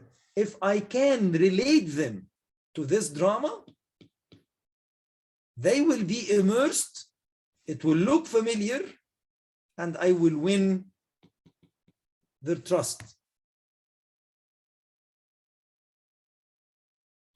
So how do we create this relatability? Where do you think this relatability should come in the story? This is the story arc. If anybody has a question, ask. But if you don't ask, I will assume that you are following me. If you are following me, answer the following question. Where do you think we said that this part is where the drama really comes in? We made a setting for it here in the first act, and then we took the entire drama in the second act ending with an opportunity, a huge opportunity, and then we told them our answer to the opportunity and how we are going to do it. And we said it is about real people. If I want them to relate to the customer, where do you think I should start?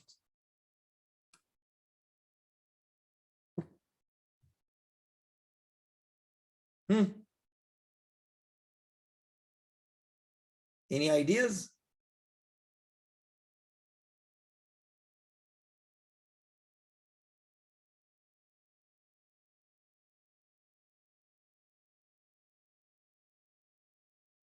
Guys, نمتوا ولا ايه؟ Are you asleep?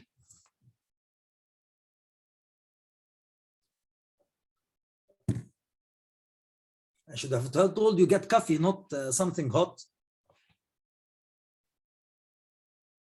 Any idea where should I start? How should I relate the audience to my customer?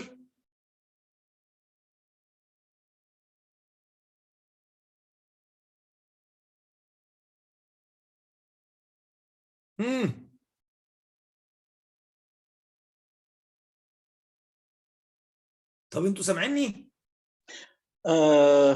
Mr. Ashraf, I guess how to convert the value proposition to a product that have a customer, no?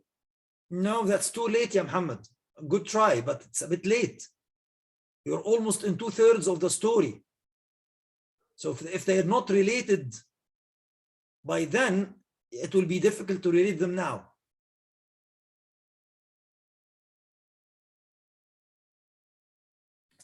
We actually relate them with the inciting incident.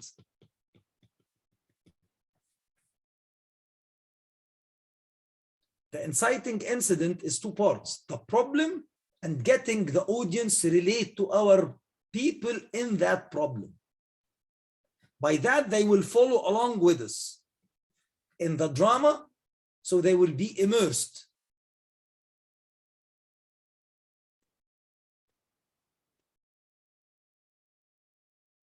And if they are immersed, they will trust us. So how do we get them in the inciting incident?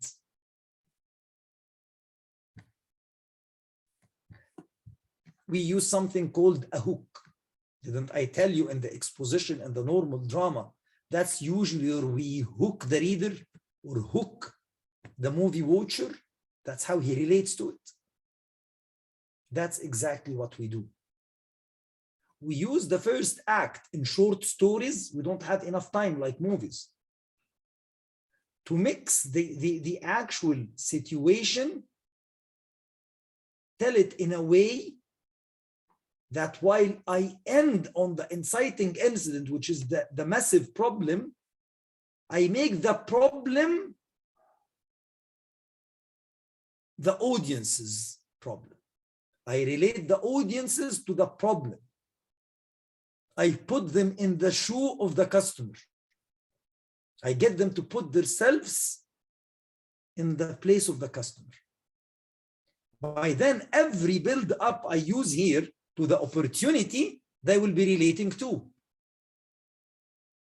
So when I start telling them a value proposition, a product, and how I'm going to do it, and then ask, it sounds logic.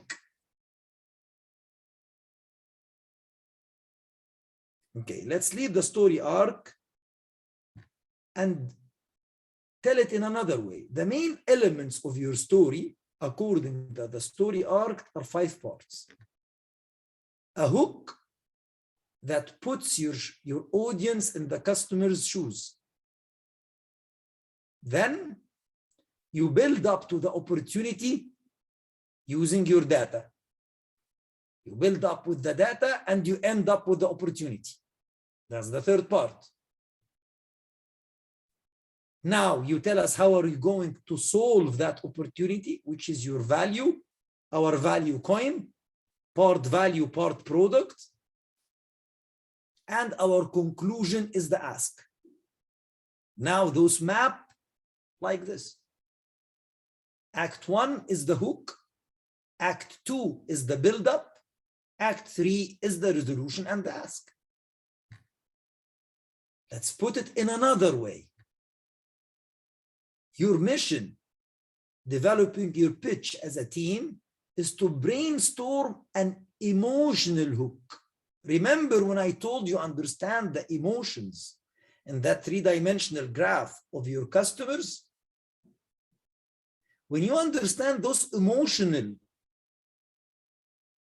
part in the how, that's what you will be able to use to brainstorm around, to use to get your audience in the same place. You want to put your audience into the heart of the conflict. That's the art of the stories. No stories, most of stories are fictitious, but they are about people. But only the successful story gets the reader or the viewer inside the problem. This is something we call in the drama, in the domain or the science of drama, the connection of the disbelief. Although he doesn't believe what you're talking about in a fictitious story, he's connected with you.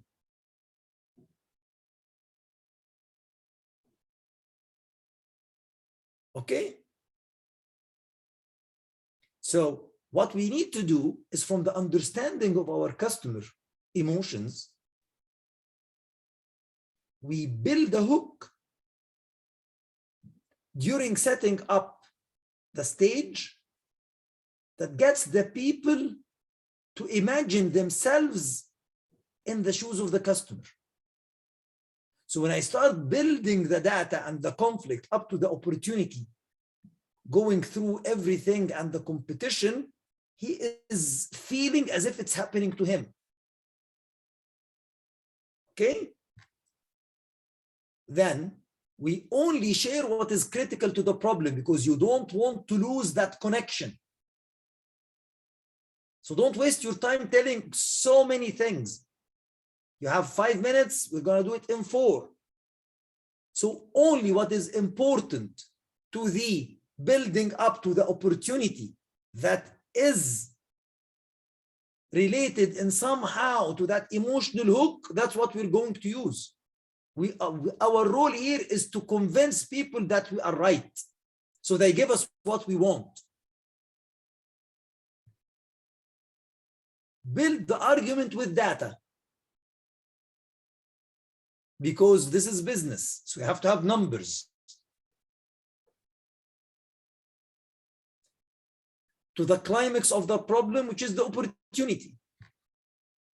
Then we present the solution in relation to the emotional hook. So he's 100% immersed. So as Muhammad said, when he was talking, he said, maybe in the value proposition, yes, in the value proposition, but without having that part prepared for in the beginning of the story, they're not going to relate. But if you put them with an emotional hook here in the beginning of the story, they are with you until you come here. When you come to present the solution from the same point of view of the customer, they will be 100% engaged.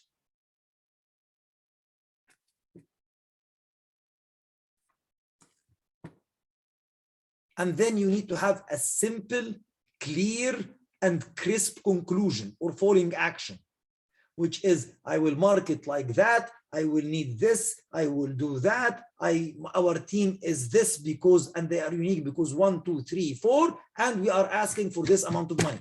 We will do with it 1, 2, 3, 4.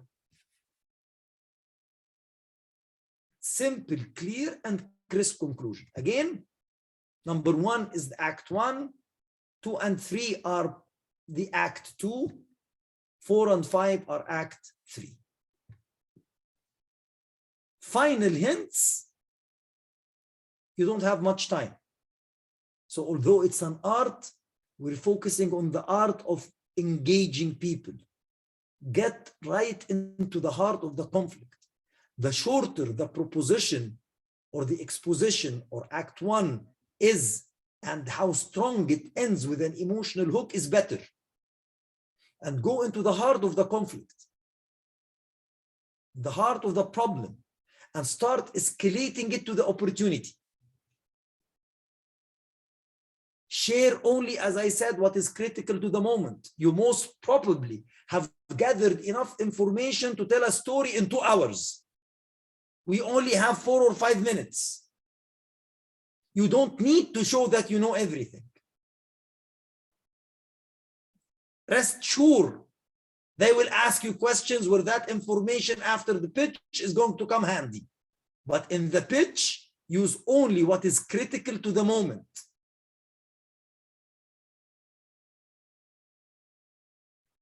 And don't get artsy. Be very simple. Very simple. A simple arc structure. Start, ending with an inciting incident that has an emotional hook. Escalation to the opportunity that has competition showing how big the opportunity is. And then a solution that shows that we overcome the competition and how we are going to achieve it with an ask. That's it.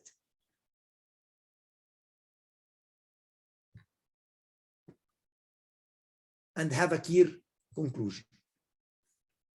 Now we finished preparing the story. We wrote a lot of things on cards.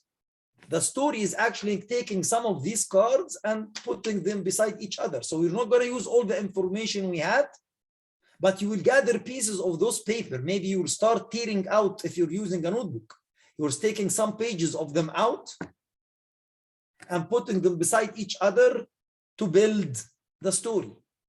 I really advise that don't do it in a notebook. Either do it on A4 paper. If you have access to A5 paper, that's better, so that you don't write too much, you just get right to the points. And the best of all is using index cards. The old school index cards that we used in high school and in college to do research. Those A5 or smaller than A5 lined back and forth cards. Give them numbers or titles, gather the information on it. After you gather all the information we talked about, you will sit down and start playing with these cards and reading them and putting them. And taking notes on a fictitious curve, on a curve that you draw, and you'll start saying, okay, I will try to put card 1 here, card 3 here, and then you start telling the story. You will feel it's weak. You will start changing it until you reach the right balance. And then start thinking of the first part, how you're going to present it emotionally. When you do that, we are ready to open PowerPoint or Keynote or Prezi or anything in the world.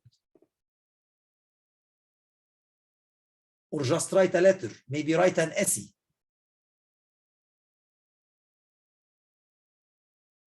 Any questions?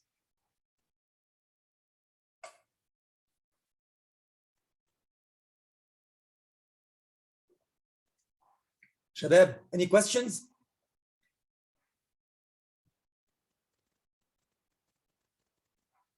No, thank you. Okay, so now to phase 2. Now that we have all the information, let's look how can we build compelling visuals that support you when you're doing the pitch. Remember, you are saying the pitch. The visuals here are to help you engage the people. They are not the pitch. First thing you have to understand is about the principles of visual design. There are main 4 principles. As this is a slide presentation, we will not talk about proximity. It's irrelevant in this case. But you have three principles that you have to be very aware of. The first of all, don't use more than three colors, two colors to contrast or two tones to contrast and one to write. That's it. Contrast, if you're using colors, happens with what we call complementary colors. Does anybody know what the complementary colors are?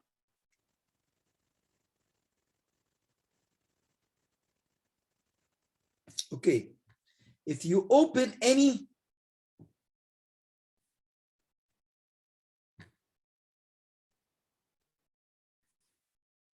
graphics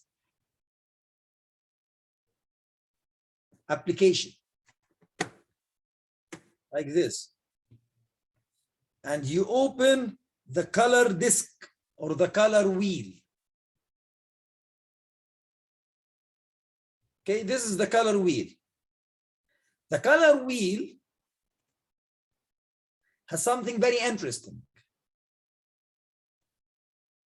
It has four main colors: red, green, and blue.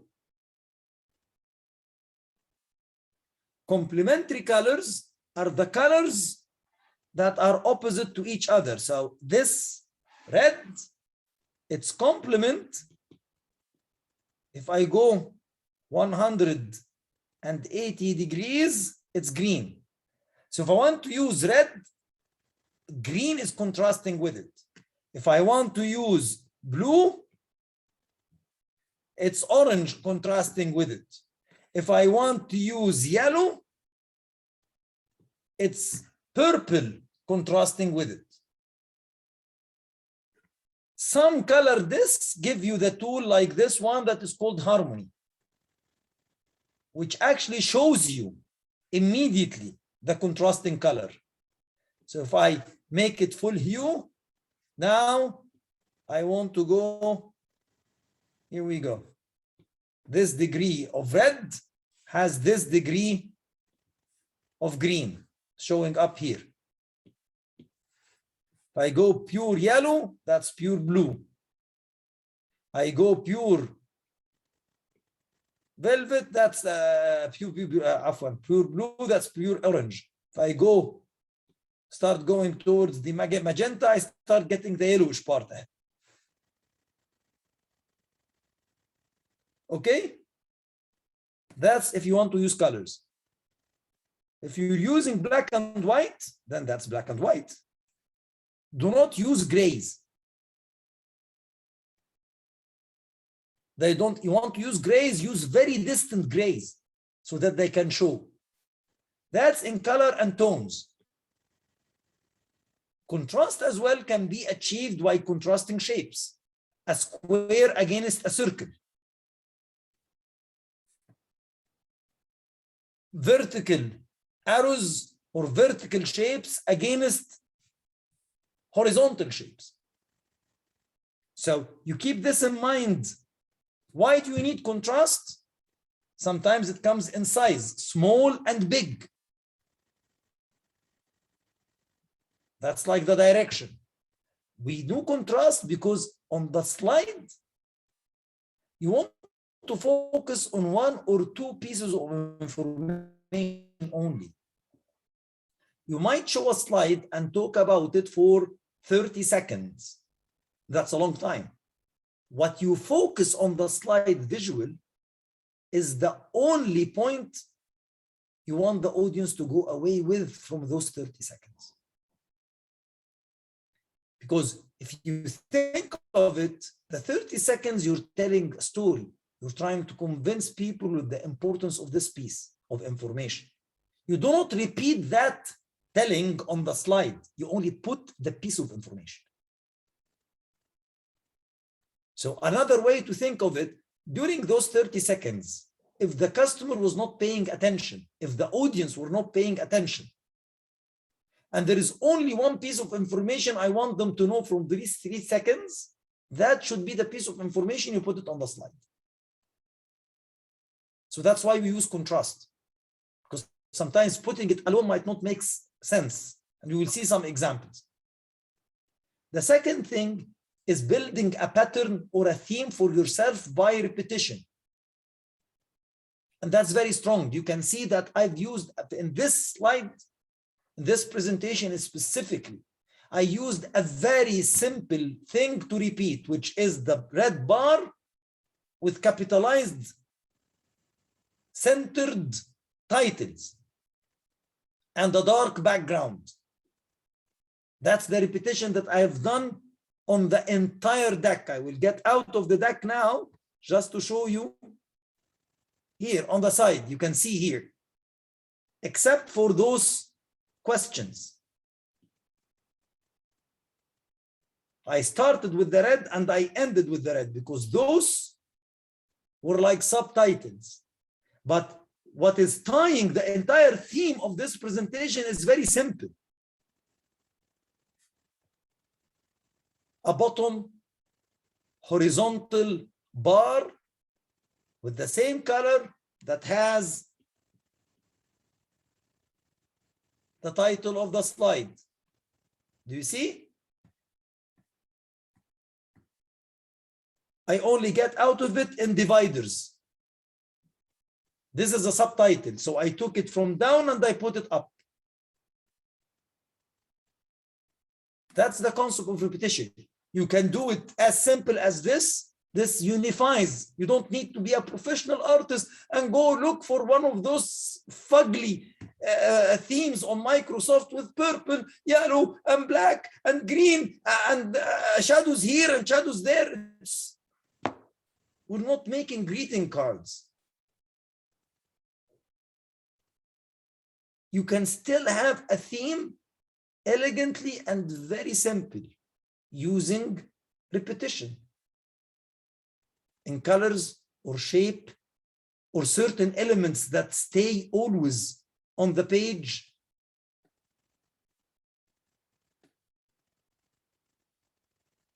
I think I have it here. That was a mini book that I produced for design thinking 3 years ago. And I called it the quick cards because it actually explains the entire thing. What I used here was the font and the number of the page to repeat. That's it. And of course, that small black bar down there that puts the copyright date of the book and the title of the book. And then I just used white. When I need something very important, I keep it on black background.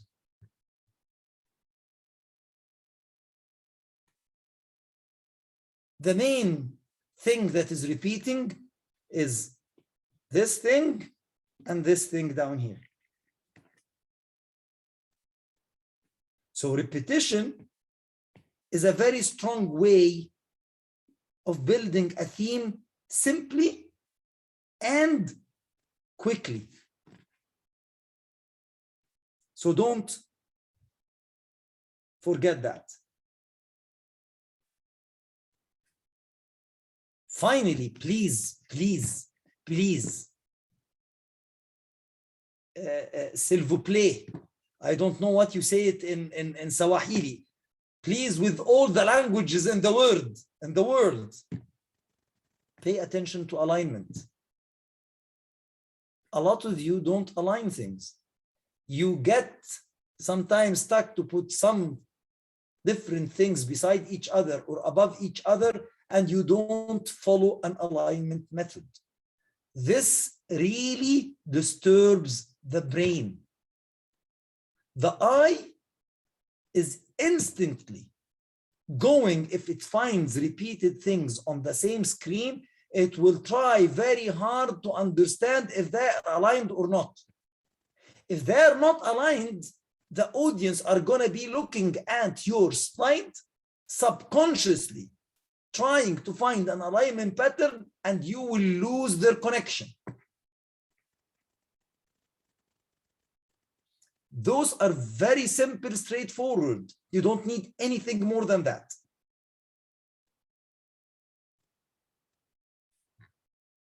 The second thing is the elements of design that you can use with those principles.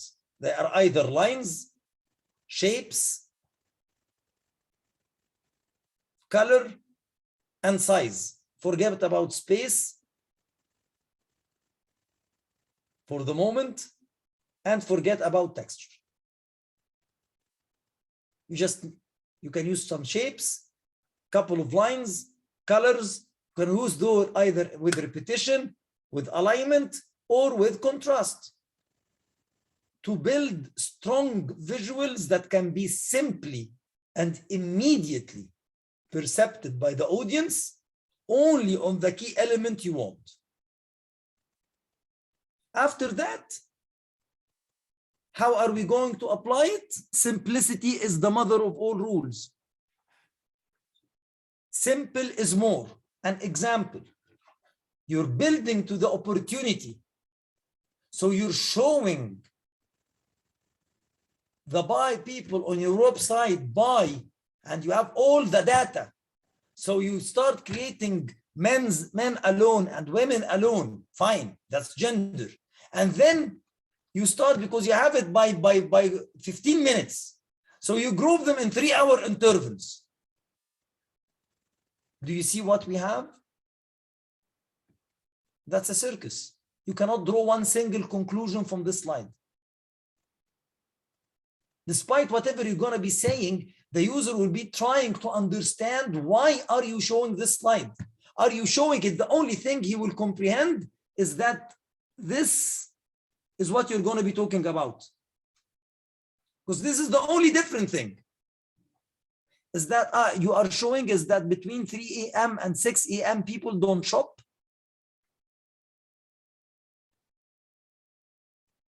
And that could be like normal. For him, the rest of the graph is almost equal. So if we want to enhance that, what we do, we simplify it.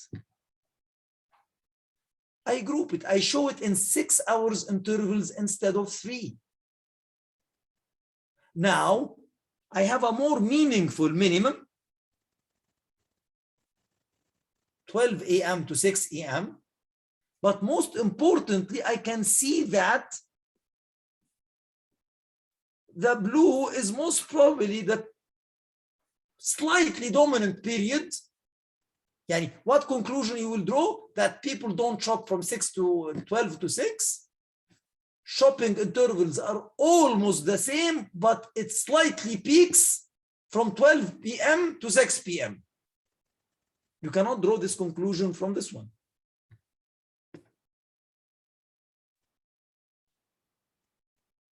So as I told you, show what is necessary for the moment. So simplicity is key. You achieve simplicity by reduction of the non-essential.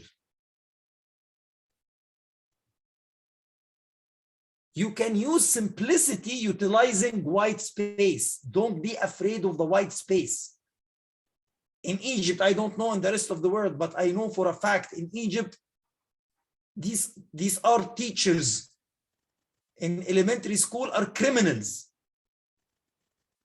who taught children that they have to fill the entire page with color. This is a crime. This is like teaching music to play continuous notes with no silence.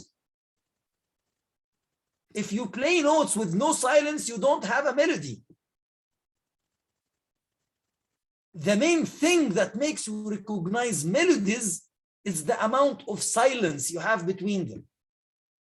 The same thing in visuals. White space is your friend. So here, he utilized the white space to minimize what he's saying on this slide. And he used black and white along with size to contrast what he wants you to know from this slide. There will be a sacrifice. If I missed anything he's talking about in this slide, and then I was looking at WhatsApp, I was talking to the guy beside me, And then I pay attention back. I look at the slide, I will remember two things. Reason two, sacrifice. So if this is what I want him to remember, he can continue with me the presentation or the pitch.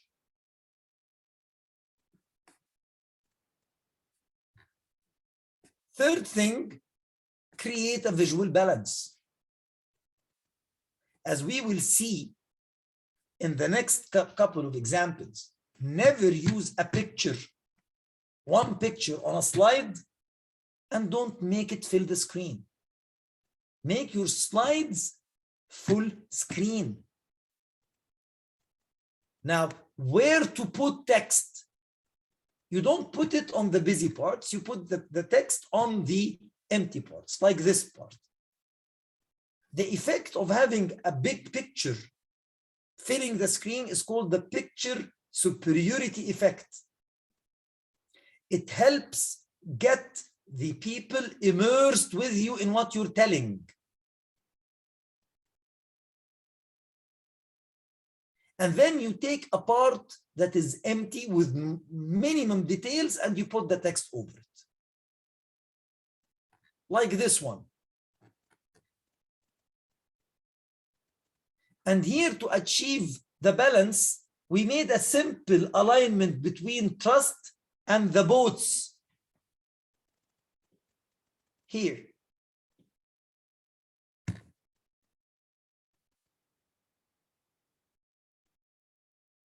Which is balanced with the same axe here. This distance is the same distance. And that's where the center he put trust. And he did that here because he wanted to be balanced with this.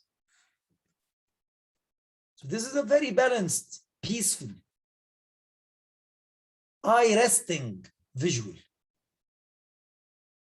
Who's going to look at it will only remember trust.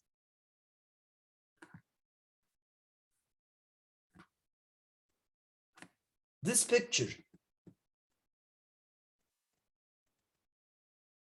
Why do you think we put tips here? In that position specifically. Two reasons. The first is that human beings look forward to tips. So it should be in front of him. The second visual thing is that we are resting tips here on the shadow of the boy. So it doesn't appear as if it's floating. It's as if it's a real thing on the ground.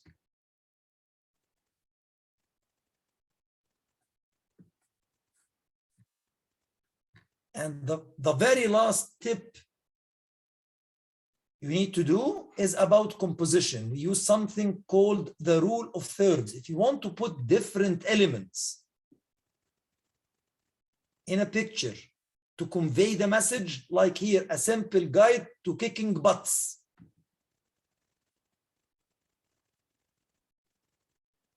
And he wants to kick the butts with a pair of boots. Now, we are here doing something we call a composition. Rule of thumb for compositions is what we call the rule of thirds. Take a look. You divide your frame into 3/3. Horizontally, 3/3 vertically. You will discover that everything falls on the axes, these axes, and they are always centered around the intersections. This is a cropped image, so there's more of the boot up here. So this is the center of the boots. You see all this text, if this block here, it is centered around this. Maybe it's not very clear. Let me use a green thing.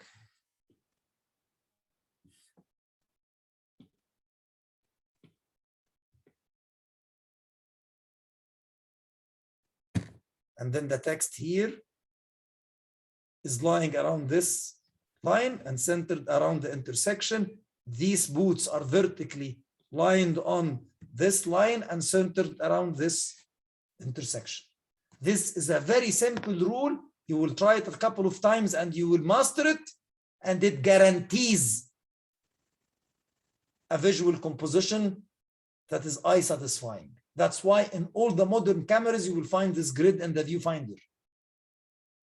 Most probably, if you didn't study the camera manual well, you don't know why we have this. If you're shooting a portrait, you place the head in the third. We never put human beings in the middle of the picture. And you put the eyes with the nose around this intersection, because the eyes are the center of communication of human beings. That's a successful composition. If he's looking in that direction, then we will move this here, because like this one, he's looking out of the picture. So I move a composition to here. If he's looking like this, so he's looking inside the picture. This is called the rule of thirds for visual composition. These are the very simple rules. I don't want you to do anything more than this.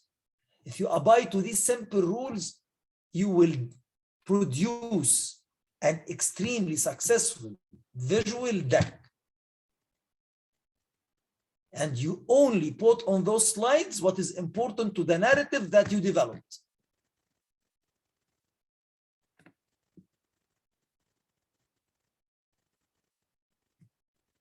Any questions?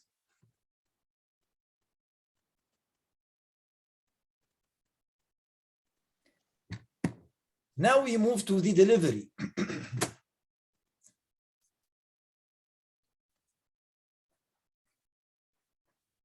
If you want to watch people delivering great pitches, if you don't already have the app or know the web of TED Talks, get it. And go and watch videos, and you will find a lot of domains there. Most probably find something close to your domain. Today, after this workshop, you will view those talks in a completely different way. You will understand why they are talking like they are talking. If you watched them before, most probably you were fascinated with them and you wished you could have talked like them. Today, you will be able to analyze why are they doing this. So now you can watch them and actually learn from them.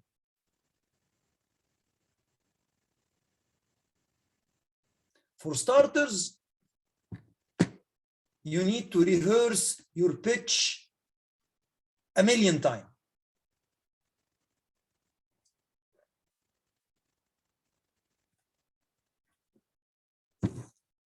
The best business pitcher in history was Steve Jobs.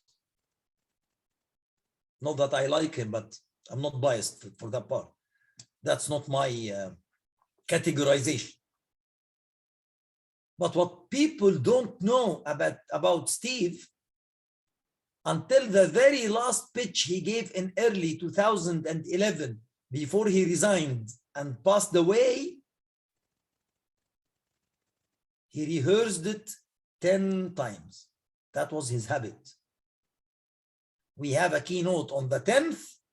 They start rehearsing on the pitch in the same time, every day starting from the 1st of the month. And before they built their campus, they had to rent the venue 3 days ahead, simply because Steve wants to rehearse in the place of the presentation at least 3 times. And that is the best pitcher. He rehearses. He never came through a situation, hey, I'm the great Steve. Okay, show me the slides. Yeah, I will just go on and do it. Never. He rehearsed. His entire team does this until now. rehearsals. When I was your age, we had no cameras, we had film tapes, was expensive, videotapes. We rehearsed the first rehearsal in front of the mirror. You don't need to do that. Just hold the phone, put it on a stand. The stand is for 100 pounds, for God's sake, along with the lighting. And pitch in front of the camera without the slides. This means that you have, after you prepared your slides, you have to write down the script of what you're pitching. And pitch it. Read it once and twice and 3 times, like actors. You're a storyteller now. And then do it in front of the camera. And then watch it. You will see the flows. Correct them. Keep doing this until you like yourself on the screen. Now, take it and rehearse it to your mother, your father, your friends, your sister, your brother. Don't tell me they don't understand what I'm doing. Most of the audience don't. You should not be talking technical. You're not presenting to technical people. And thus, they will tell you some remarks. Take these remarks seriously. Keep doing this rehearsal. Why? Because you need to show honest passion. If you deliver a presentation and you do not show your pitch and you do not show enough passion about your customers, about the opportunity, about the solution you're doing, no matter how really you passionate are, nobody's going to believe you. And the customers are this, and we have that, and we're going here. We will do marketing. We will do promotions. I see this type of presentations on great stories, but the delivery just blew it up. My name is Ashraf Tawakkol. I am here today to present to you this fabulous opportunity of helping disabled people. Our company focused on this sector of the market. We are going to start with the kids because they develop this kind of the market. And this opportunity is growing. We can expand out into Africa, but we have other competitors, blah, blah, blah, blah, blah, blah. And the real problem is that nobody cares. We care. We are going to do that by doing this, by doing that, by doing that. Our ask is 100,000 pounds. Thank you very much. My name is Ashraf. My team is Huda, Amani, and Ali. Very monotonous. The build is very right. The delivery is zero. You lost the entire effort you did in the preparation and the production if you do not show honest passion. Honest passion will only come with rehearsals. It is not acting. It is not acting. It is letting you express this passion. You are already passionate, but thinking that you're passionate is not enough to show your passion. Not every person is as expressive as another person. Expressiveness needs training. The training here is your rehearsals. You have to connect with the audience. How do you connect with the audience? You simply cannot be looking at one side of the stage or at the middle. You need to be very, very relaxed. You need to be looking, smiling from time to time, looking eye to eye contact with different people in the audience, actually scanning the entire stage. To try to get a feedback and adjust your tone accordingly. That's the connection. You will only be able to do that if you rehearse your presentation or your pitch. And finally, you have to watch your body language very well. Your body language is extremely important. This is a simple sketch. We will be sharing this deck as well with Amr. Already they have it from the last time. They have both PDFs, people from the IoT challenge. So they will actually share the documents with you today over email or with your counterparts. This is just even with the recordings as well. And the recordings as well, Hadr. Thank you. You're welcome, Habibi. You need to, this is an example of body language, but if you open YouTube and search about body language giving a presentation. Let's do this. Since this was the last slide, and let me just show you.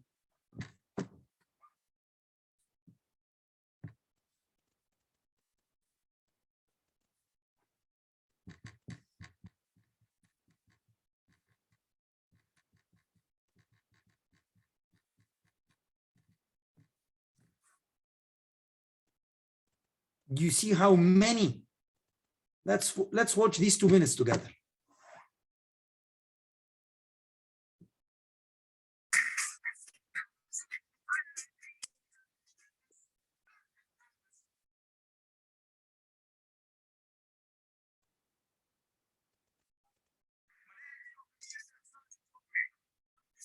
Can you hear the voice of the video? Very low. Very low. I don't know why I have the.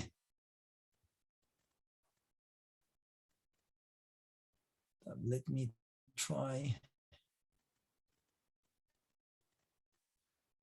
Okay, let me stop the share and share again. 1 moment.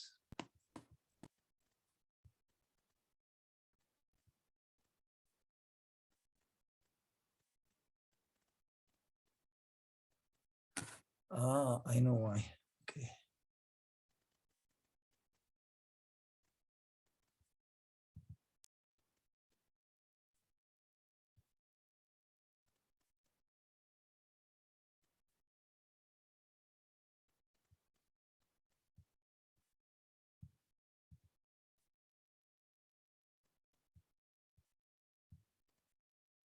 Exam. Can you hear it You now? already got arrested. One of the most important things that you need to realize is when you get Clear. nervous, you try to cover your vital organs. And that's why you would see a lot of speakers sometimes fold their hands, bring their hands in front of them, and that's a sign of nervousness. Great speakers keep their body open, so there is no barrier between you and me. Raise your hand if you have an emotional mother. Let me see. Put them all together, you get mama. And something that when you're starting out, you got to be very conscious about is keep your body open. Here's tip number 2. Have your palms open. Do this exercise with me. Take a look at your palms. Turn them around. Take a look at the inside of your palms again. What side relaxes your eye? If you really concentrate, when you look at the inside of your palm, your eye relaxes. And a lot of great speakers, they open their palms towards the audience, showing a more openness. And that allows the audience to connect with the speaker better, as opposed to showing the back of your hand. Ladies and gentlemen, today I'm a dreamer, I'm a speaker, and I learned the unfailing quality of unconditional love from my wife. Number 3, get comfortable with the stage. When you're comfortable on the stage that you're speaking on, your body is free to move about, use body language. But if you're not comfortable with that stage, and if you feel foreign on that stage, what happens is your body language starts to constrict and you start to cover your body up. And when a son sees a mother cry tears of shame, that's a life-changing moment. She looked at me and said, son, I want you to be a better man. Whatever you do, don't touch the podium. As soon as you do that, you're going to be leaning on it, you're going to be shaking that podium, and you will be doing all sorts of things on the podium. So what you do is you keep a comfortable distance between you and the podium. You can keep your notes on it, but you can use your hands to gesture. Don't rest your hands on the podium. So keep a distance, and you can gesture, use body language as you want from a little distance from the podium. You get the idea, guys.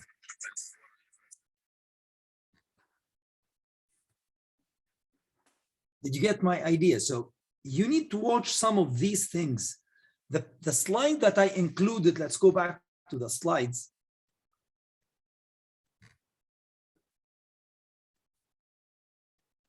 Oops.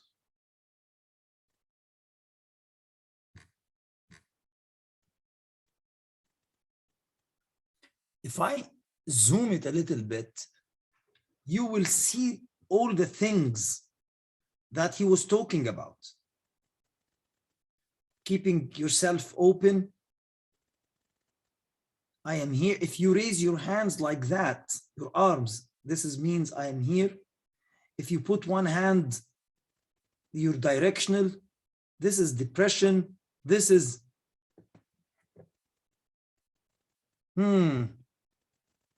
this is, you show that you have a question,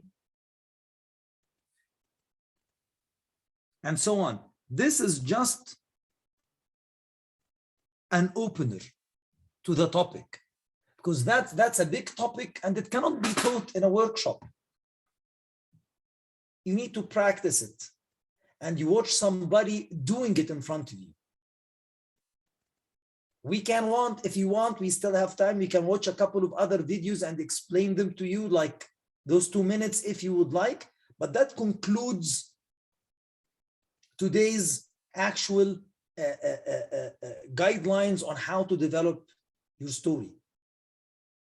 So you will find templates out there by startups, 500 startups, and by this and by that. Those templates are to ensure. Oh, there is no share on the screen. Thank you, Zina. I don't know what's happening with الخواجة.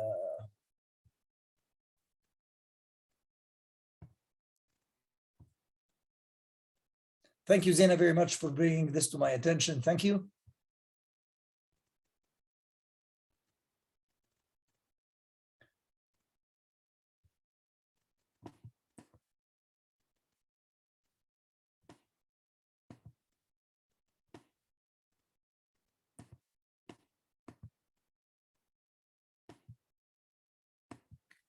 Okay, so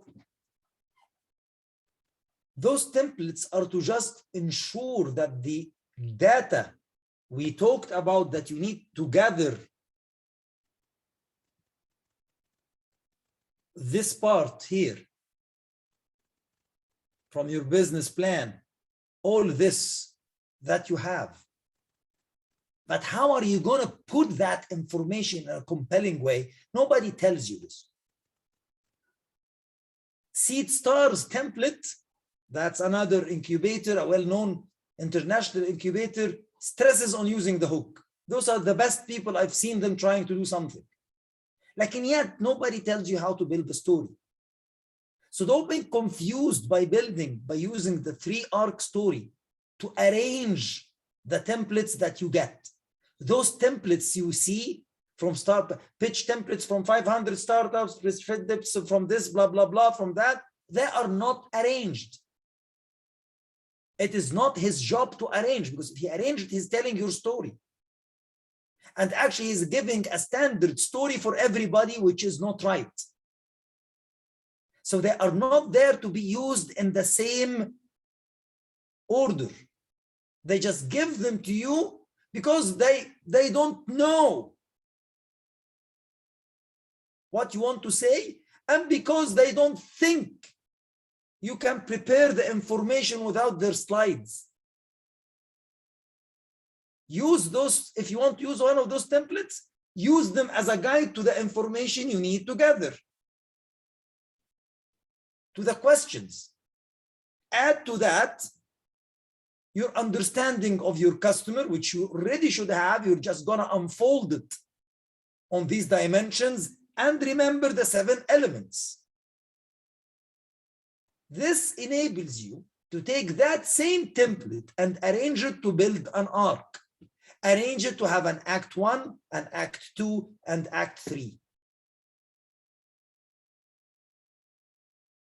Because I got this feedback a couple of weeks ago from a lengthier workshop than this one. It was on a couple of days for pitching, and everybody was telling me, but 500 startups, I attended the pre-incubation of 500 startups and they gave me this presentation. I told him it's not ordered. It's not his business to order it for you. What are you doing then? He just wants to make sure that if you mess everything up in your pitch, at least you have the information that has to be presented. Nobody can tell your story. You are the only person who can tell your story. You see, the problem with us in the Arab world and in Africa, frankly speaking, is we want others to tell us our own stories. That will never happen. We have to stand up, understand how to build our story, and we have to tell our story the way we feel it. That will make you tell your story with passion once you rehearsed it 1 or 2 times. And believe me, I have been sitting on an enormous amount of juries, whether they are for selections, for accelerators, or for incubators, or in investment committees, or in competitions. The amount of people we reject, despite the business is good, because they fail to show us passion, yet we doubt that they will be able to carry this idea out, is more than 80%. Simply because they stuck to a template.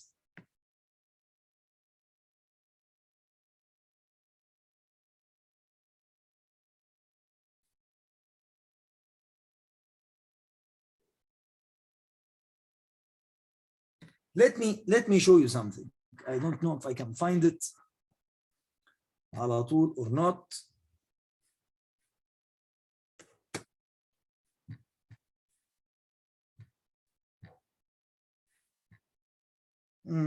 Back to YouTube.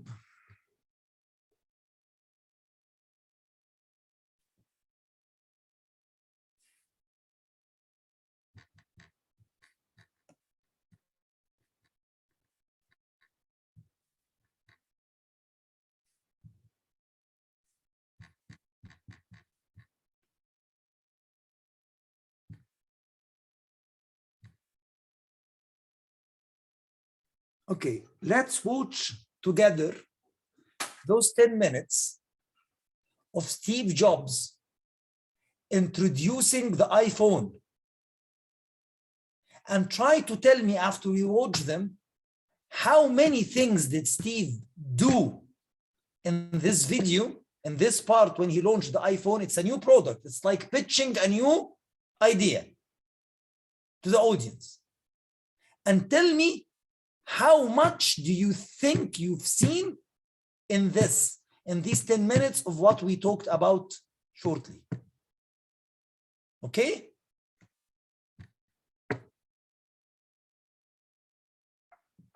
One moment. Share went out. Now I know Mr.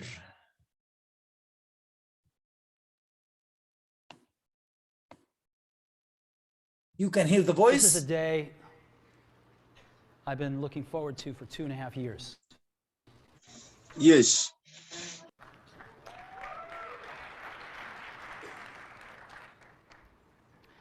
Every once in a while, a revolutionary product comes along that changes everything. And Apple has been, well, first of all, one's very fortunate if you get to work on just one of these in your career. Apple's been very fortunate. It's been able to introduce a few of these into the world. Is the voice clear, ya أولاد? Yes. Yeah, it's very clear. Okay. Before, we introduced the Macintosh. It didn't just change Apple, it changed the whole computer industry.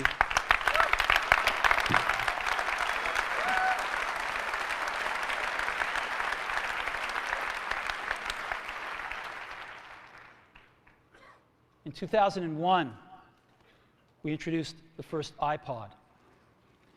And it didn't just change the way we all listen to music. It changed the entire music industry. Well, today, we're introducing 3 revolutionary products of this class. The first one is a widescreen iPod with touch controls.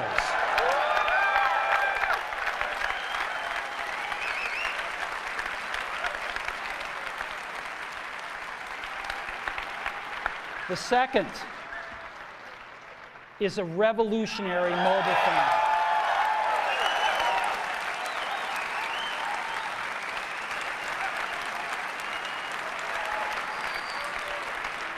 And the third is a breakthrough internet communications device.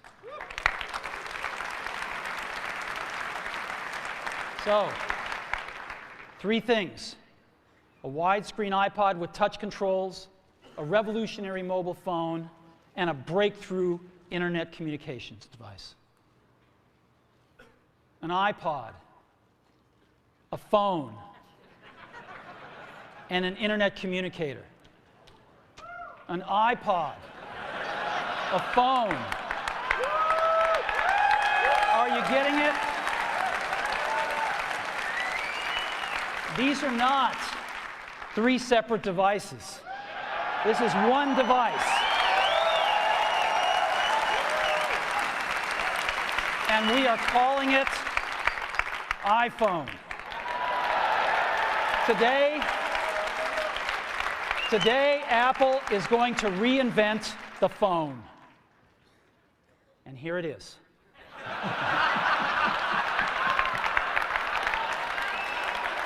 No. Actually, here it is, but we're going to leave it there for now. So, before we get into it, let me talk about a category of things. The most advanced phones are called smartphones, so they say. And they typically combine a phone plus some email capability, plus they say it's the internet, sort of the baby internet, into one device. And they all have these plastic little keyboards on them.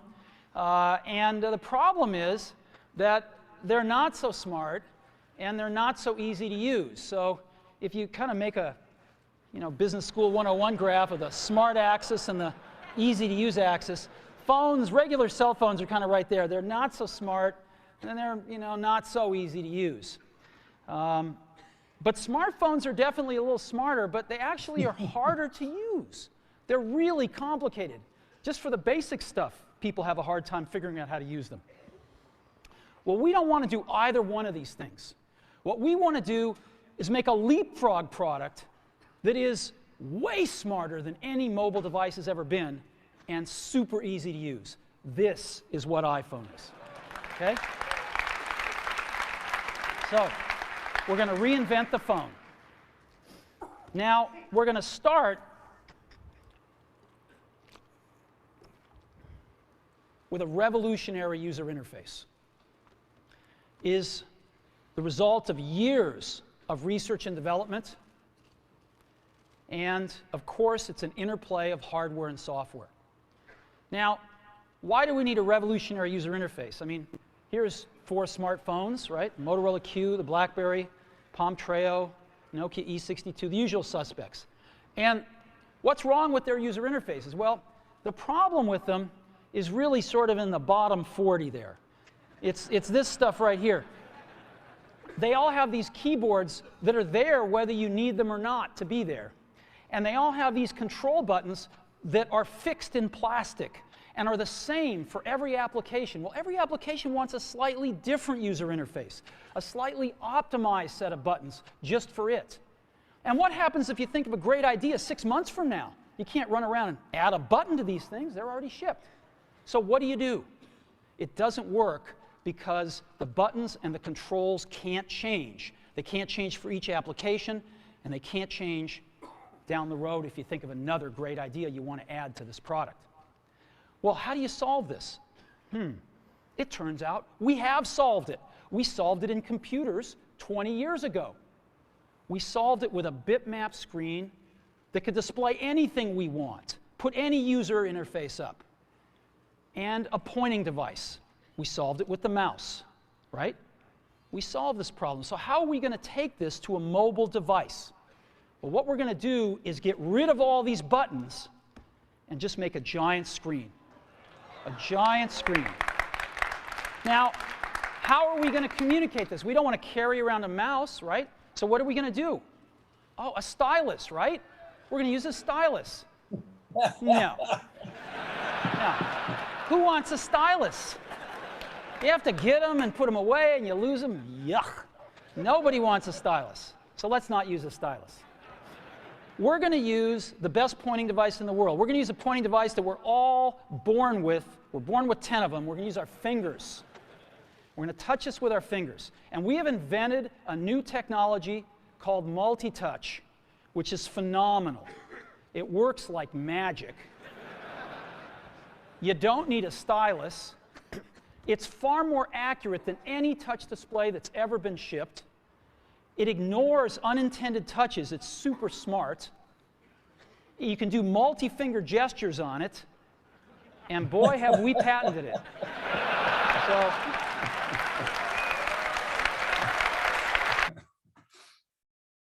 okay, so I will keep this here because we're going to go back and forth in it. So tell me, what do you see similar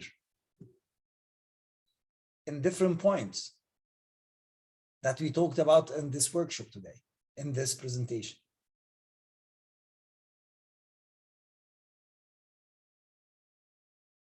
Come again, sir?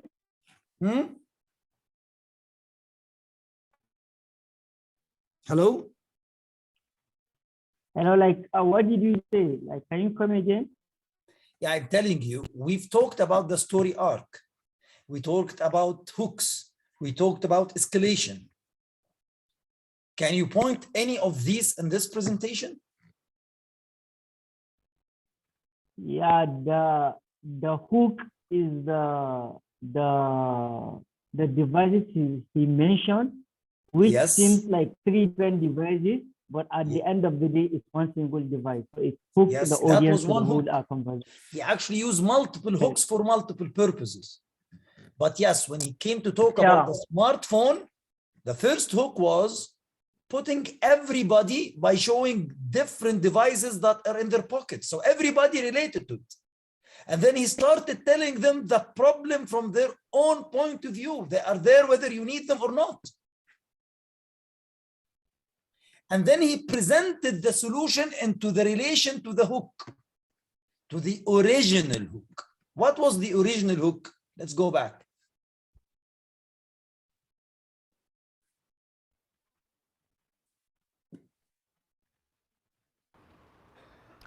this is a day I've been looking forward to for 2.5 years.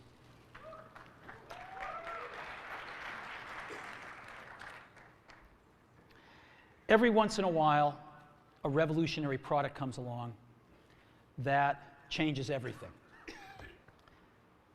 And Apple has been, well, first of all, one's very fortunate if you get to work on just one of these in your career. Apple's been very fortunate. It's been able to introduce a few of these into the world. In 1984, we introduced the Macintosh. It didn't just change Apple, it changed the whole computer industry.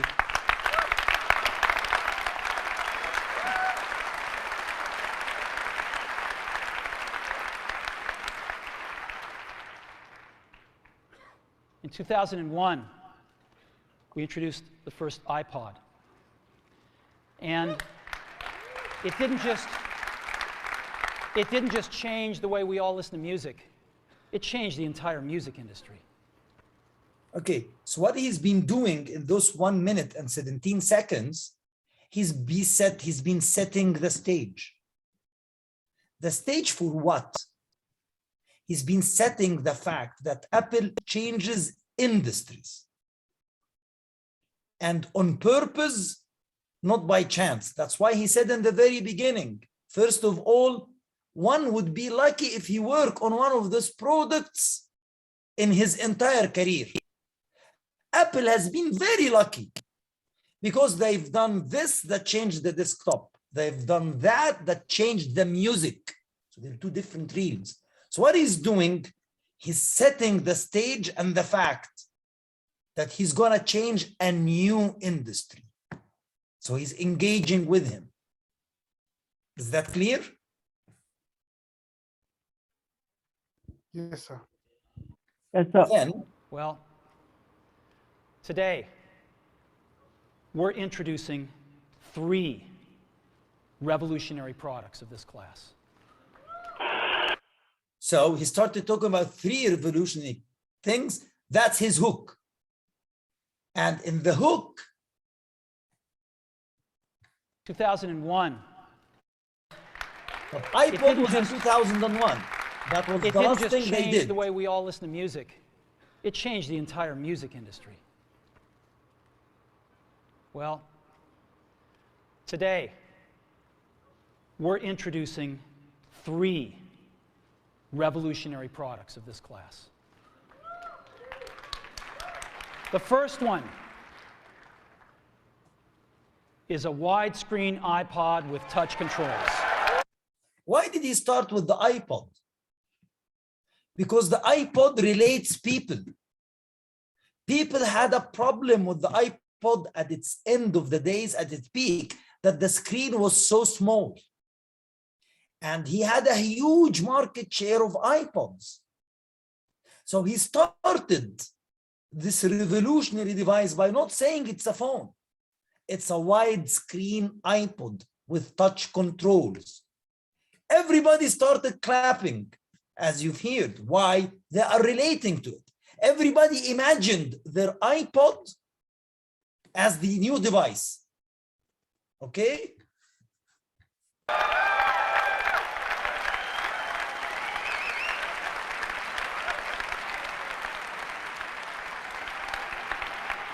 The second is a revolutionary mobile phone. And the second was an iPhone, was the phone.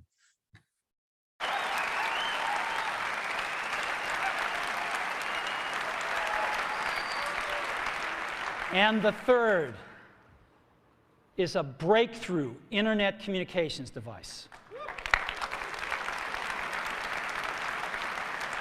So, 3 things. That's the start of the hook. A widescreen iPod with touch controls, a revolutionary mobile phone, and a breakthrough internet communications device.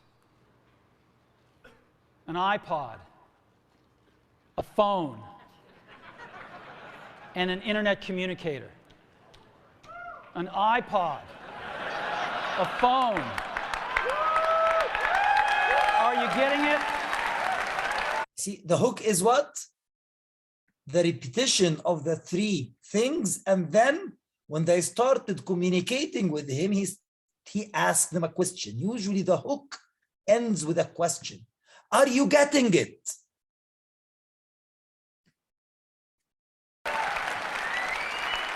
These are not 3 separate devices. This is one device. And we are calling it iPhone. Today, Apple is going to reinvent the phone. So now he's almost ending his Act 1. He started with setting the stage that they revolutionized things.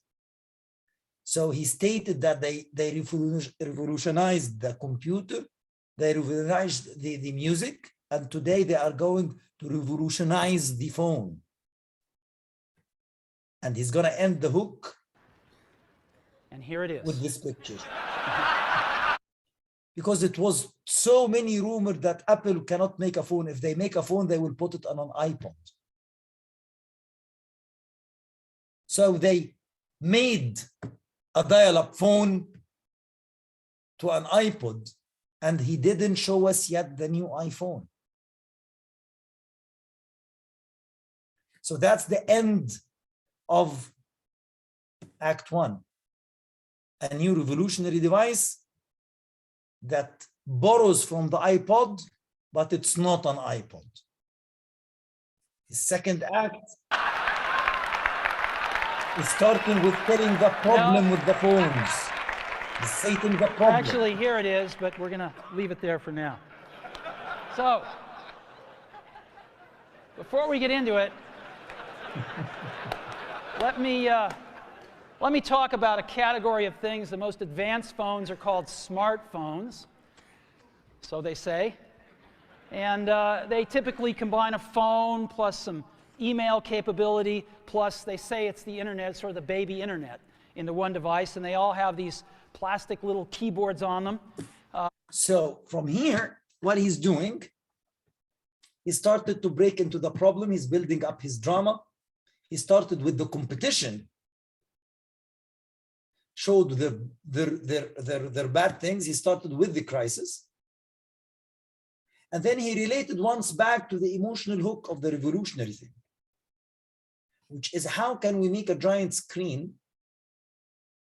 Well, we figured it 20 years ago. That's when he related to the Mac. And the Mac, he stated in the beginning of his act that it was a product that revolutionized computers. So he's always going back and forth through that thing to show the innovation. But that's the point that he was building on the drama.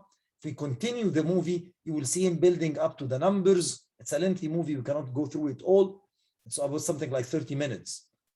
He's building up to the opportunity, the number of sold units, blah, blah, blah, blah, blah. And then he starts talking when he's going to release it, when it's going to be available, and the features and how you buy it. And he ends. Here he is he's pitching users. He's pitching his customers. So they go and buy the phone when it comes out. Any questions in that part? Finally, before we leave, I want to give you a few examples from startups like you, tell you some stories, since we are telling stories today.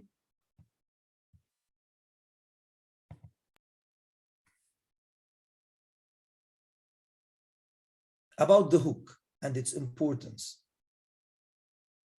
so that you can relate to that. I had a startup 4 years ago that I was mentoring, and we had it incubated in one of our programs called Nova in InnoVentures. That guy was a true entrepreneur. He spotted an opportunity. What is this opportunity? I don't know if people in Africa can relate to that with me, but I think it's the same solution. I've seen it in the Western world, so I guess it's the same thing. The problem he was trying to solve was that workers on production lines get subject to injuries in their hands that make them, that end up with one of their hands is cut, either from the wrist or until the elbow. And with that injury, to rehabilitate them back to work as a worker, they have to have an artificial part. Now, most of those parts are electronic, which are extremely expensive, with limited health insurance options for this type of work in Egypt, and I think most probably over the world. The electronic parts are very expensive and are unaffordable. So they go to the cheapest thing, which is a piece of wood that gets fixed either here, or if it's the entire part, it gets fixed above the elbow, okay? And that piece of wood ends up with something like this.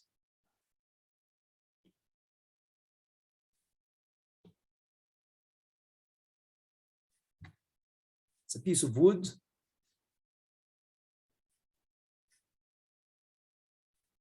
that has sort of a leather strap so that it gets fixed into the rest of the arm. And then it ends up with a metal thing like this. Has anybody seen this?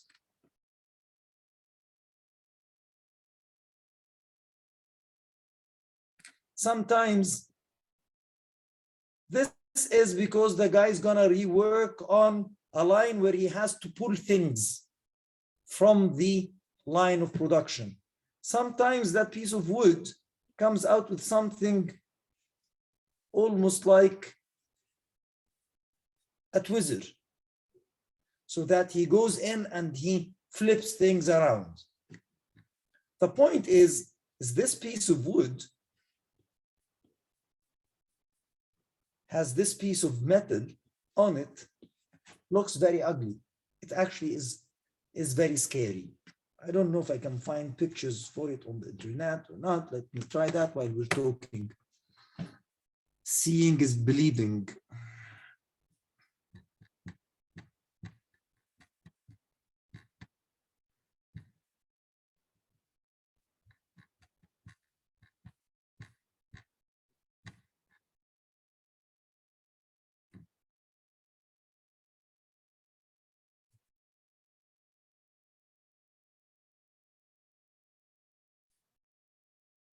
See, these are all pictures for the electronic stuff.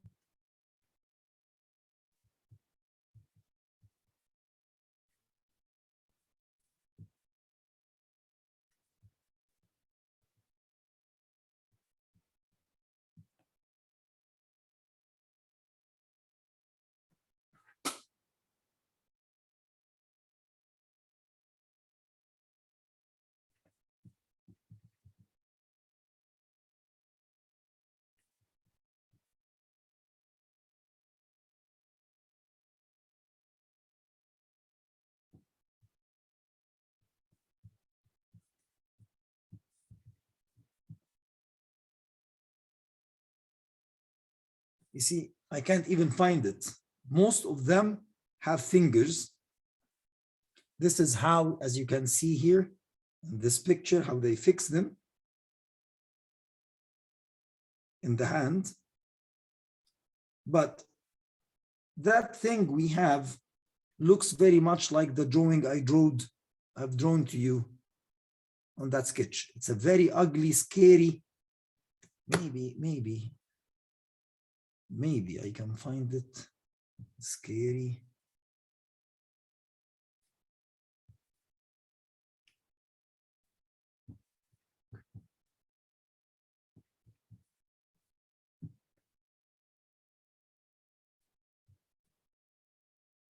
You know, like the leg, here it is. Do you see this?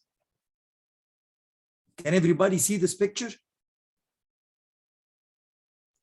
Yes, sir. Here it is. It looks like this. Sometimes it's like a tweezer. Sometimes this is the only available for a big category of workers because they can't afford an electronic limb like this.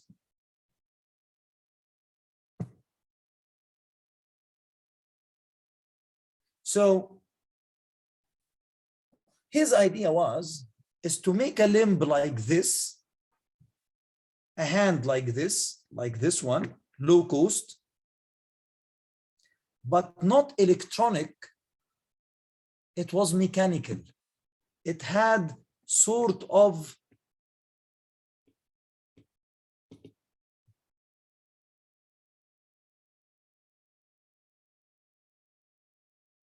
I was going to open up.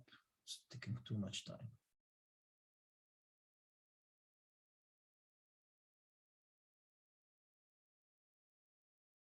It had sort of a mechanical dial, something here that when you turn it mechanically, those simple fingers will make a hook. So he doesn't need to take it off because it looks ugly. They feel ashamed. They can't walk with it in some people. So he goes to work with one of his sleeves having nothing, no limb, and he has this piece of wood in his bag. When he arrives to the factory, he gets it out, he puts it on, he works, and then he takes it out and go because it looks scary, it looks ugly. He's ashamed of it, but he can't afford to accept it. That was the problem. Now, not everybody works in factories and seen that limb. So we wanted to relate people to the pitch. And he did the four variations of this ugly piece of wood here. He made different variations to it through the hand. Now, you turn the dial, it makes the hook like. You turn another dial, it makes the tweezer. You turn another one, or you turn it on the fifth, it just keeps the hand like this. Like this one. It will show like this. Okay? So now we want to pitch. He had all the data. He had a very good line for the story in the build-up. And actually, he didn't want money because he had a health insurance company, an international health insurance company backing him. He wanted help from big companies. He wanted somebody to help him with big material companies so that he can make a cheap material that looks like normal skin. That's what was missing. That's what he wanted. The problem is, every time we rehearse the pitch, nobody relates. What was missing was his first act. He starts his first act with the numbers that he should be starting with it, the second act. So actually, he's starting directly, good afternoon, my name is blah, blah, blah.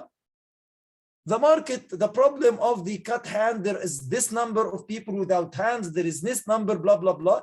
He starts directly from Act 2. So after working with him for some time, we came up with this hook. I told him, now, we are going to go, does everybody knows Fool of Egypt? Of course not. So it is something, Fool is a very, very popular dish. And it's like beans. And if we want to make it better, we put on it some eggs and some ham, beef ham on it. And it's hot, it's very delicious. So I told him, you will start the presentation not introducing yourself.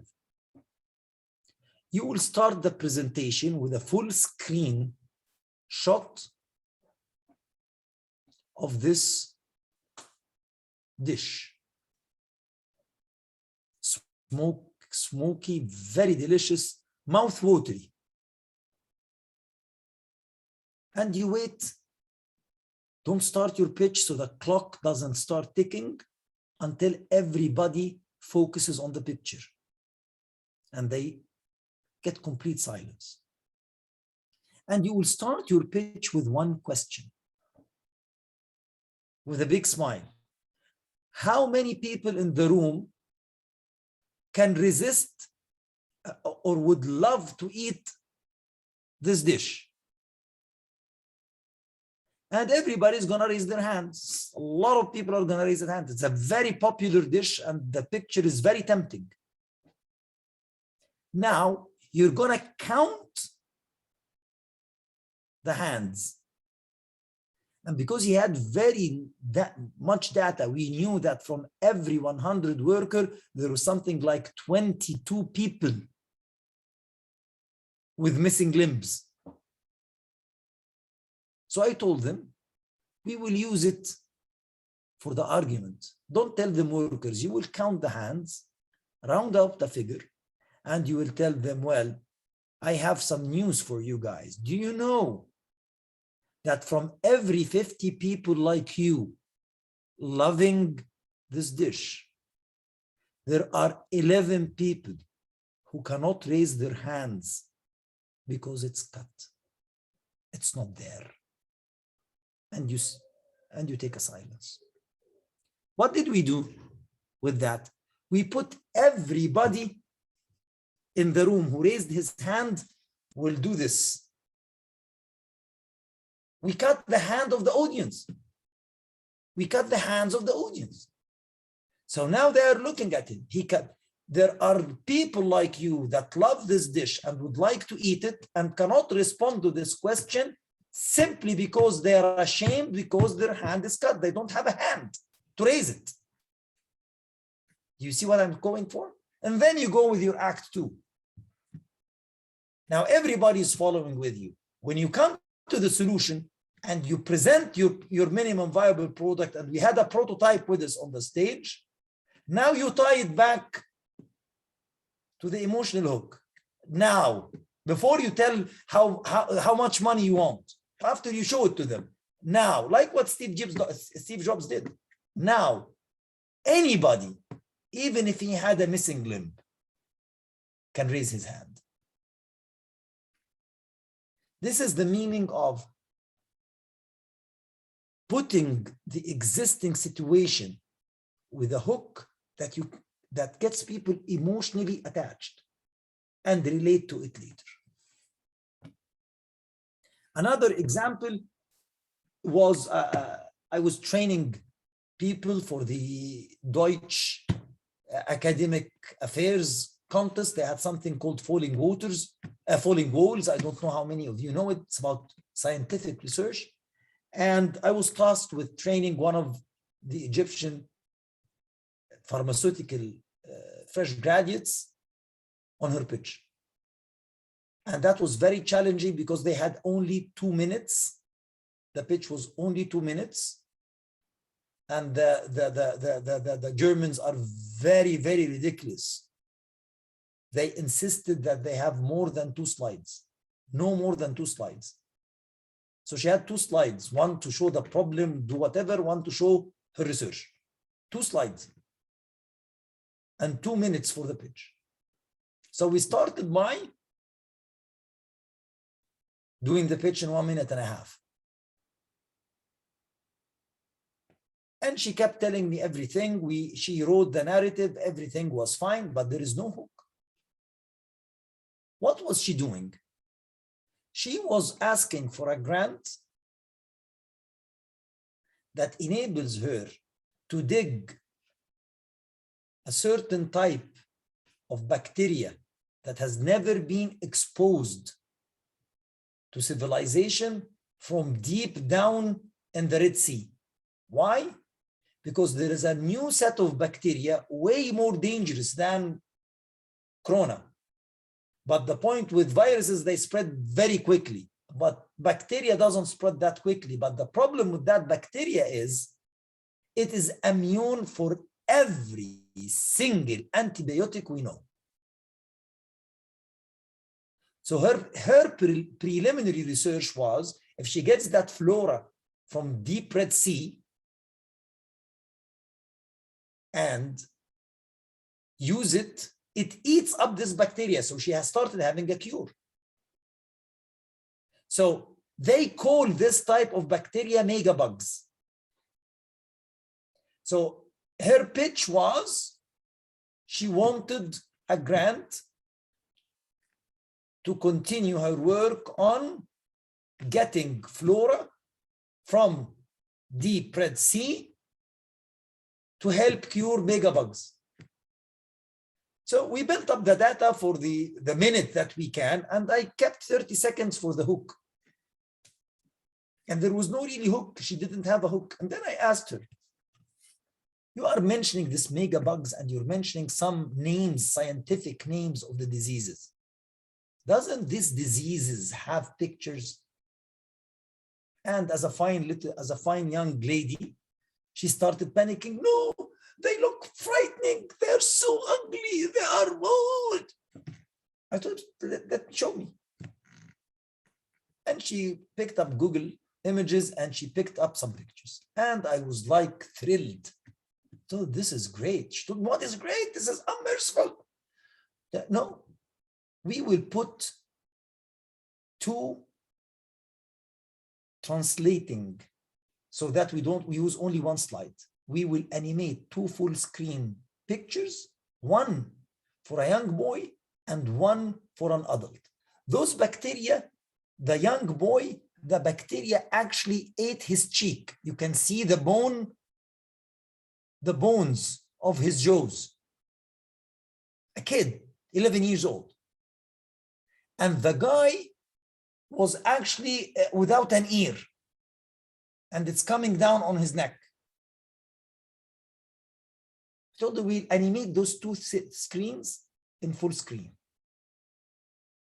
And you're going to ask this question because I knew the venue, the judge panel was 5, 3 of which were women. None of them was a doctor.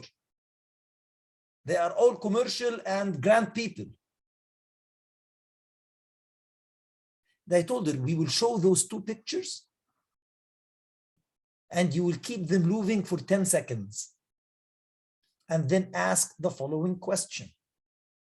How many mother, wife, and sister in this theater can handle seeing her kid, her brother, or her husband with this? And don't answer for another 10 seconds. And then you come back and say, these are called megabugs. And they are, while they are still on the screen, and they are uncurable with every antibiotic we know. Then you move to the second slide that has all the detail of the research. The good news is I was able to cure this using blah, blah, blah, blah, blah, with this way, and I need this amount of money to make this lab and do this and do this and do that. She got the grant. She won the first prize. And she finished in less than a minute and a half. Why? We hooked them up. If we didn't do that, no matter you keep telling megabugs, nobody knows what a megabug is. They are not doctors. What we did is we put them, we made them related. We didn't tell them, you have this thing. No. Can any mother live with her child having something like this, knowing that there is no cure? You immediately move the problem to the audience side. This is what we mean with using the hook. This is exactly what Steve Jobs did, but in a different situation.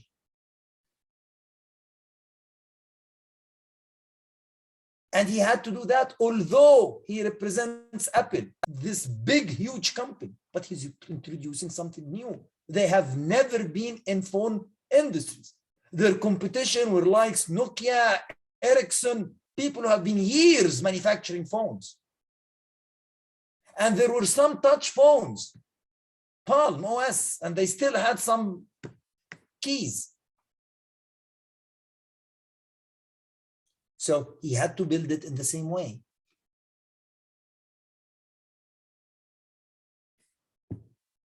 I hope I had succeeded in actually moving or convincing you in this way.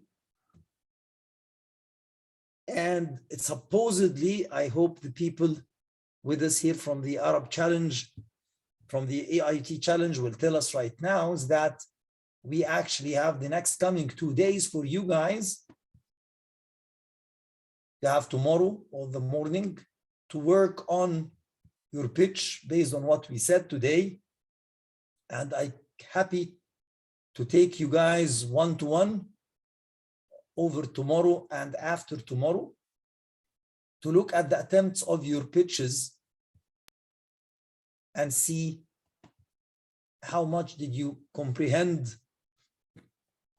from what we've talked about today and how well you can make use of it. Does anybody have any questions?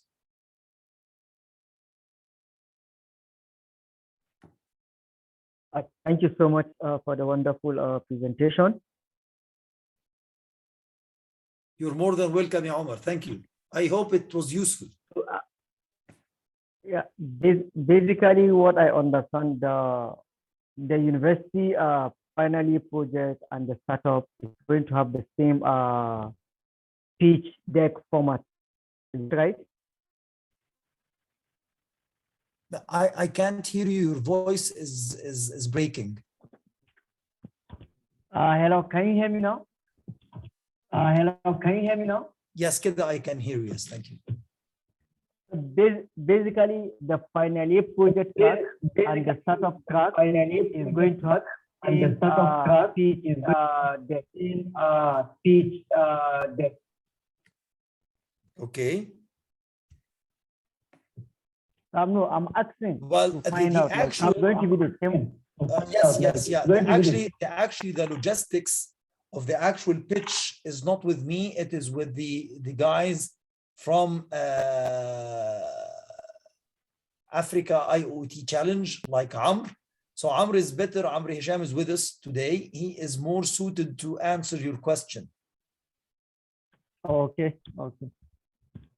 Because why I'm saying this is that the final year project is quite different from startup.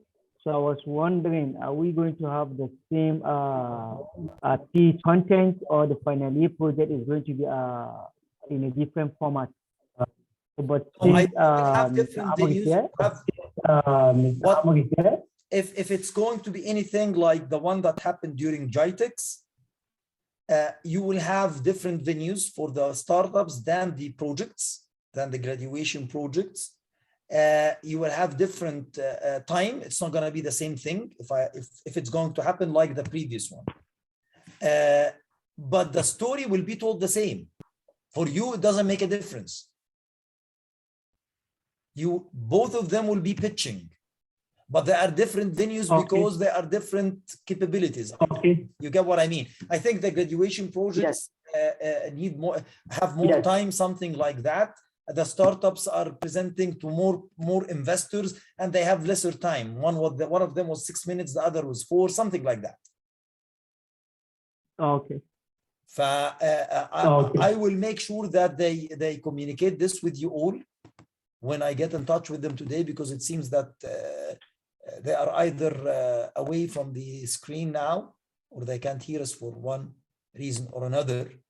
But I will make sure in the morning that they communicate with you the new timing and everything. So, but for the moment, we have tomorrow and after tomorrow. I think we said from 3 p.m. Egypt time to 6. If we can make it earlier, that would even be better. It's up to you guys. They will come, they will reach out to you and tell me about the timing. Everybody will have a half an hour with me to discuss one-to-one what he learned on the pitch today and how can he apply it if you have any ideas or you have any difficulties for his own pitch. That will be on predefined slots that will be communicated to you later tonight or tomorrow for the sessions of tomorrow and Thursday. I think it has been sent. I received an email this afternoon. You received the email already. Okay, very good. Yes. Yes. They didn't communicate the schedule with me yet. Most probably they are waiting for all the confirmations from everybody. And after that, they will let me know the final schedule. But I think it was set from 3 Egypt time, 3 p.m. to 6 p.m. If that's okay with you guys, that's fine. If you want to make it a bit earlier, communicate it with them. But if 3 to 6, which is 2 to 5, I think your time, is that okay with you? That's fine with me as well. Okay. Okay. Does anybody have a question other than that?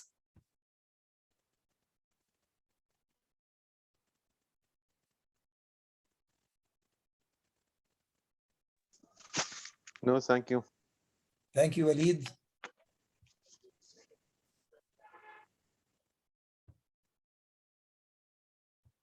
No questions? Okay, guys, thank you all. It has been pleasure. Sorry for all the lengthy workshops, but we were on a tight schedule.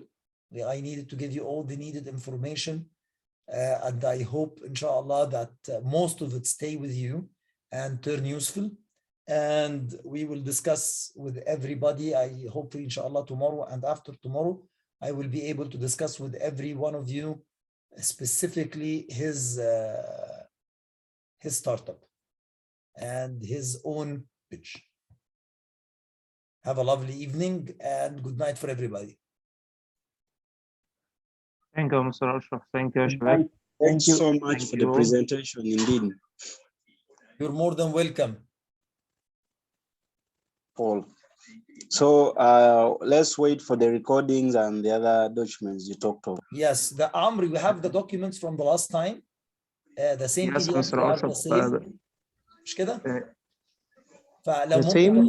لو هم نفس الورك شوبس، اذا كان ممكن تفرضهم لل هبعته لهم على الميلز، بس انا كنت منتظر يعني ان انا اعمل ابلودنج للتو فيديوز على اليوتيوب تشانل. عشان كمان تبعت لهم الفيديو لينكس بالمره. اوكي بالظبط. طيب الفيديو لينكس والبرزنتيشنز فيري جود. ان شاء الله tomorrow in the morning هتكون عندهم ان شاء الله.